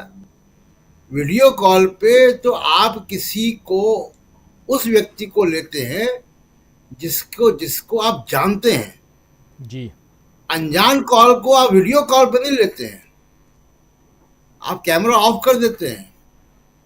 और ये तो कोई मंत्री के बेटे हैं, व्यापारी होंगे या जो भी है, ये अगर वीडियो कॉल पे ले रहे हैं, इसका मतलब है कि वो विश्वास पात्र व्यक्ति है, जो भी है। उस वीडियो की सत्यता अभी जांच की जांच नहीं हुई, उसके बावजूद जो प्राइमा फेसी मुझे दिख रहा है, मैं उस आधार पर कह रहा हूं कि आप विश्वास पात्र व्यक्ति को ही वीडियो पे लेते हैं। इसलिए इससे बच पाना बीजेपी के लिए बड़ा मुश्किल होगा। और बीजेपी ने बहुत गलत समय पर राजस्थान और छत्तीसगढ़ में ईडी को एक्टिवेट कर दिया और भ्रष्टाचार को केंद्रीय मुद्दा बना दिया। जी। अब भ्रष्टाचार को जब केंद्रीय मुद्दा बनाया है तो भ्रष्टाचार का वीडियो घूम रहा है। कांग्रेस के मुख्यमंत्रियों के वीडियो नहीं घूम रहे, बीजेपी के मंत्री के बेटे का वीडियो घूम रहा है जो 500 करोड़ की और 100 करोड़ की बात कर रहा है। और जब तक जांच पूरी करेंगे, जब तक तो 3 दिसंबर निकल जाएगा या 30 तारीख निकल जाएगी या 27 तारीख निकल जाएगी जब पोलिंग होनी है। दूसरी बात राजीव जी, जो आपने बात कही 2024 में, देखिए 2019, 2014 और 2024 में एक मुख्य अंतर है। मुख्य अंतर यह है कि मोदी जी का परसेप्शन बनाने वाले जो लोग हैं और तमाम सारे वो सेकुलर समझे जाने वाले बुद्धिजीवी भी, जो 2013 में जिन्होंने मोदी साहब की एक स्वीकार्यता बनाई लंबे लंबे लेख लिखकर अखबारों में, वो सारे लोग अब गायब हो चुके हैं। गायब क्यों हो चुके हैं? 2024 में उनकी कोई हैसियत नहीं है। इसलिए हैसियत नहीं है क्योंकि अब सोशल मीडिया का ज़माना है। अब सोशल मीडिया के इन्फ्लुएंसर्स हैं।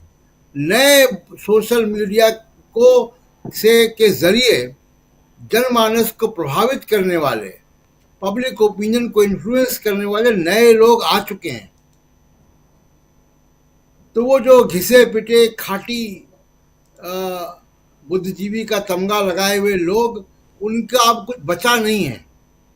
अब जो तय होगा वो यूट्यूब में या सोशल मीडिया में ये तय होगा। ब्रॉडकास्ट मीडिया भी उसकी क्रेडिबिलिटी बहुत नीचे गिर गई, इसलिए कभी कभी उनको भी महीन तरीके से डर के जैसे भी एक ऑब्जेक्टिव व्यू कभी कभी लेना पड़ता है। आजकल ले रहे हैं। आजकल मैं देख रहा हूँ कि वो राजस्थान में भी वो टक्कर बता रहे हैं और छत्तीसगढ़ में कांग्रेस को जीता हुआ दिखा रहे हैं या मध्य प्रदेश में जीता हुआ दिखा रहे हैं। बड़ी खून का घूंट लेके उनको ये काम करना पड़ रहा है सिर्फ अपनी क्रेडिबिलिटी को बचाए रखने के लिए। लेकिन मूल बात यह है कि अब सोशल मीडिया में जो है वो चीज़ें होंगी। जंगल में जो करेगा वो शेर करेगा। जी बिल्कुल, तो जंगल में जो करेगा वो शेयर करेगा। सोशल मीडिया की बात होगी और बात हो भी रही है। और शायद पहले नरेंद्र मोदी और अब राहुल गांधी दोनों ने अब समझ लिया है कि ताकत सोशल मीडिया की और यूट्यूब चैनल्स की कितनी है। और इस ताकत के कारण ही पिछले दिनों एक खबर ये भी आई, कल अपने चैनल पे डीवी लाइव पे आप उस स्पेशल रिपोर्ट को देख सकते हैं कि कैसे वाशिंगटन पोस्ट ने एक्सपोज किया है कि मोदी सरकार यूट्यूब, गूगल जिसका यूट्यूब है और फेसबुक दोनों के ऊपर दबाव बना करके कि अगर आपको इंडिया में काम करना है तो हमारे कायदे नियम कायदों से ही नहीं चलना होगा, बल्कि हम जो कहेंगे, जिस चैनल को आपको दिखाना है उसको दिखाइए, जिस चैनल को बैन करना है, बंद करना है, उसको बंद कीजिए। ये 4 दिन पुरानी खबर है लेकिन बहुत महत्वपूर्ण खबर है और उसको उस पर एक स्पेशल रिपोर्ट हमारे चैनल पे है, आप देख सकते हैं।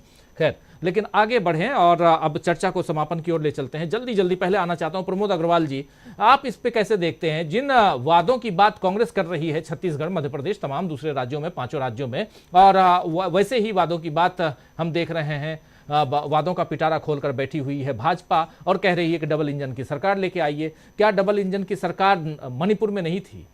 लेकिन मणिपुर में क्या हालात हुए? क्या डबल इंजन की सरकार मिजोरम में नहीं थी? वहां पर तो मोदी जी गए नहीं। तो क्या उम्मीद रखी जाए कि कल को छत्तीसगढ़ या मध्य प्रदेश में मध्य प्रदेश में तो अभी डबल इंजन की सरकार है, उनकी सरकार है, तो फिर क्यों ये आरोप लगता रहता है? और इन वादों पर कितना भरोसा जनता करे? प्रमोद अग्रवाल जी। मैं आज छत्तीसगढ़ में एक बात और कही कि मैं संस्कृति और गरीब आदमी हूं, साहू हूं, तेली हूं, और मैं चुनाव को उतना महत्व नहीं देता हूं जितना संस्कृति को देता हूं। इसीलिए मैं दिवाली मनाने सेना के पास चला गया। चुनाव छोड़कर मैं झारखंड जा रहा हूं, वहां बिरसा मुंडा की जयंती में शामिल होऊंगा। आम आदमी क्या करे ये वो नहीं बता रहे हैं। एक समय उन्होंने कहा था कि मैं चाहता हूं कि चप्पल पहन के आदमी हवाई यात्रा करे। आज पूरे देश में डोमेस्टिक फ्लाइट में एक शहर से दूसरे शहर का किराया 5 अंकों में हो गया है जी। आम आदमी अपने त्योहारों पर घर नहीं जा पा रहा है। ट्रेन में इतनी भीड़ है कि एक आदमी प्लेटफॉर्म पर दम तोड़ देता है भीड़ की वजह से। मेरे छत्तीसगढ़ में भी बहुत सारे बिहार के लोग रहते हैं, छठ पर जाना चाहते हैं। किसी ट्रेन में दिसंबर तक की सीट नहीं है, अपने घर नहीं जा सकते वो त्योहार मनाने।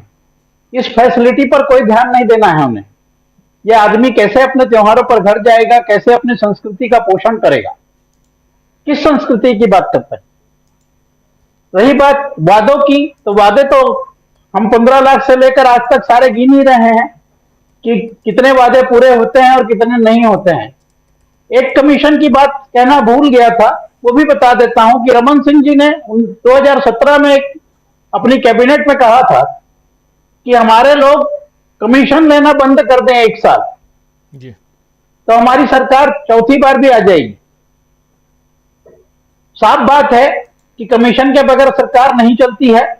वो कह रहे हैं 30%, राहुल जी कह रहे हैं 50%। मतलब अगर भाजपा रहेगी तो 50% देना पड़ेगा और कांग्रेस रहेगी तो प्रधानमंत्री कह रहा है कि 30% लगता है। मतलब कुल मिलाकर 20% का फायदा फिर भी है। इसलिए जनता को समझना है कि उसे 30% वाला चाहिए या 50% वाला चाहिए। रही बात एक प्रधानमंत्री की गरिमा की, तो एक देश का प्रधानमंत्री अपनी राज्य सरकार पर 30% कमीशन लेने का अगर आरोप लगा रहा है तो उस प्रधानमंत्री को अपने प्रशासन पर ध्यान देना चाहिए कि उसके देश में उसका प्रशासन कैसे काम कर रहा है कि उसकी राज्य सरकार 30% मुनाफाखोरी कर रही है, कमीशन खा रही है, और उसका प्रशासन इतना ईडी और सीबीआई और यूएपीए और आईटी करने के बाद भी उसको रोक नहीं पा रहा है। और अंतिम बात कह रहा हूं कि बीजेपी के अंदर, मैंने कई बार कहा है इस बात को, कि बीजेपी के अंदर बहुत विरोधाभास चल रहा है, बहुत अंदरूनी लड़ाई चल रही है। बीजेपी के जो शीर्षस्थ हैं वो विपक्ष के ऊपर ईडी छोड़े हुए हैं और बीजेपी के अंदर जो इनका विपक्ष है वो अब सीडी छोड़ रहा है लगातार और बता रहा है कि आपकी सरकार सीडी से चल रही है, ईडी से नहीं चल रही है। जी बिल्कुल, जी बिल्कुल बिल्कुल। इस बीच एक ट्वीट किया है राहुल गांधी ने अभी से 6 मिनट पहले, और उस ट्वीट में इस वीडियो का जिक्र करते हुए उस ट्वीट में राहुल गांधी लिख रहे हैं, उस वीडियो को भी, राहुल गांधी का जो वीडियो है उसको भी देखेंगे, और उस ट्वीट में राहुल गांधी लिख रहे हैं कि पीएम के मंत्री का बेटा सबके सामने वीडियो कॉल पर चोरी कर रहा है, मोदी जी ने कार्रवाई की, सवाल है, प्रश्नवाचक चिन्ह है। ईडी लगाई, सीबीआई लगाई, सवालों के साथ ईबी लगाई, ईडी लगाई, सीबीआई लगाई, आईटी डिपार्टमेंट लगाया नहीं, क्योंकि मध्य प्रदेश में भ्रष्टाचार और 50% कमीशन की सरकार है। जरा उस वीडियो को, अगर मैं चाहूंगा कि वीडियो दिखाएं जरा, राहुल गांधी क्या कुछ कह रहे हैं इस वीडियो के जरिए, देखिए जरा। तोमर जी के बेटे का वीडियो देखा आपने? अभी पहले में कितना देंगे? पहले में मैंने उनको 250 बोला है, ठीक है, 250 बोला है, तो उसका सीए आज ना मेरे बैंक मैनेजर को मिलेगा, क्योंकि वो वहाँ से कन्वर्ट करके आपके पास आ गया और आपके पास से वो मुनेडो में आप उसको जैसे भी भेजना है आप उनको भेजिए। सबके सामने वीडियो कॉल पर बिना छुपाए, बिना डरे मध्य प्रदेश के किसान, मजदूर, गरीब युवाओं का पैसा आपके सामने, सबके सामने चोरी कर रहा है। तोमर जी के बेटे पर नरेंद्र मोदी ने कार्रवाई की, सीबीआई लगाई, ईडी लगाई, इनकम टैक्स डिपार्टमेंट लगाया। यहाँ पे 50% कमीशन सरकार चल रही है। महाकाल कॉरिडोर में चोरी की, व्यापम में 1 करोड़ युवाओं को नुकसान किया, 40 लोग मर गए, कोई इंक्वायरी नहीं। पटवारी एग्जाम स्कैंडल में कोई इंक्वायरी नहीं। एमबीबीएस सीट बिकती है, कोई इंक्वायरी नहीं। आपका पैसा जाता है सबके सामने, एक के बाद एक मंत्री, उनके परिवार, उनके बेटे भ्रष्टाचार करते हैं, कोई कार्रवाई नहीं होती। तो अभी ये वीडियो जारी करके राहुल गांधी ने अपना इरादा बता दिया है। कांग्रेस पार्टी का इरादा क्या है और इस चुनाव में पूरे दमखम के साथ कांग्रेस पार्टी नजर आ रही है। क्लोजिंग कमेंट चाहता हूं विजय शंकर सिंह साहब आपसे, कैसे देखा जाए, क्या ये जो दमखम के साथ राहुल गांधी या कांग्रेस पार्टी और सीधा हमला, अभी ये वीडियो के बारे में चर्चा और उसके बाद ये सोशल मीडिया पर वायरल कर रहे हैं वीडियो, कैसे देखा जाए? क्या यहाँ पर बैकफुट पर इन तमाम मसलों के साथ बीजेपी नजर आ रही है और इसका असर क्या 17 तारीख को जो मतदान होगा उस पर पड़ेगा?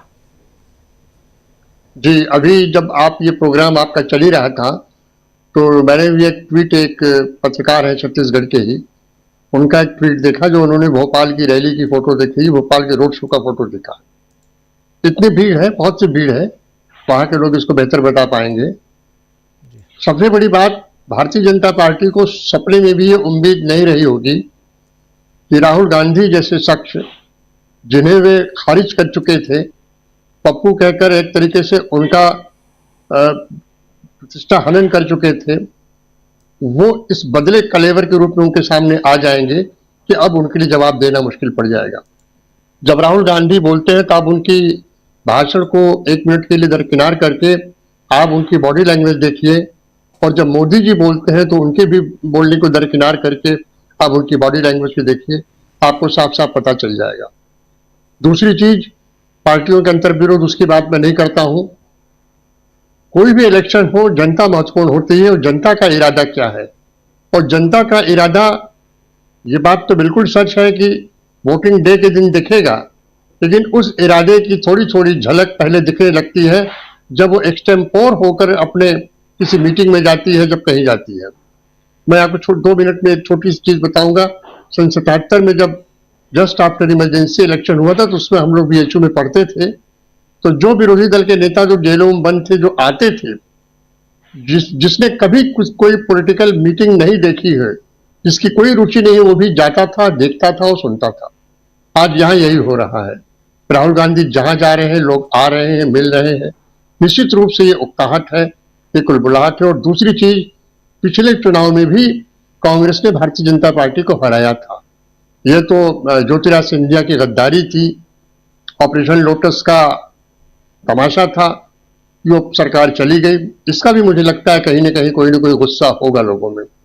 और भ्रष्टाचार अगर इस केंद्रीय मुद्दे पे आ गया है तो इससे बुरी बात भारतीय जनता पार्टी के लिए कुछ नहीं होगी। वो चाहती थी कि भ्रष्टाचार मुद्दे पे नहीं आए, वो चाहती थी कि राम मंदिर का जो चल रहा है उसकी भव्यता आए, दीपोत्सव आ जाए, कोई दीपोत्सव का विरोध करने लगे, यही कहने लगे कि साहब पैसा बहुत खर्च हो रहा है, वो तुरंत इस पर बोलने लगते। लेकिन उस पर किसी का कोई बयान नहीं आ रहा है। सारा बयान भ्रष्टाचार पर है, सारा बयान शिक्षा पर है, सारा बयान आरोपों की जांच पर है। तो ऐसी स्थिति में भारतीय जनता पार्टी या फिर मोदी जी को भी देखिए तो वो डिफेंसिव नजर आ रहे हैं। उनके समझ में नहीं आ रहा है कि अब आखिर कौन सा मुद्दा उठाएं। अगर वो जातिगत जनगणना की बात करते हैं तो अपनी ही खोल में फंस जाते हैं। यदि वो इसकी बात करते हैं भ्रष्टाचार की तो उसके पास उनके कोई जवाब नहीं है।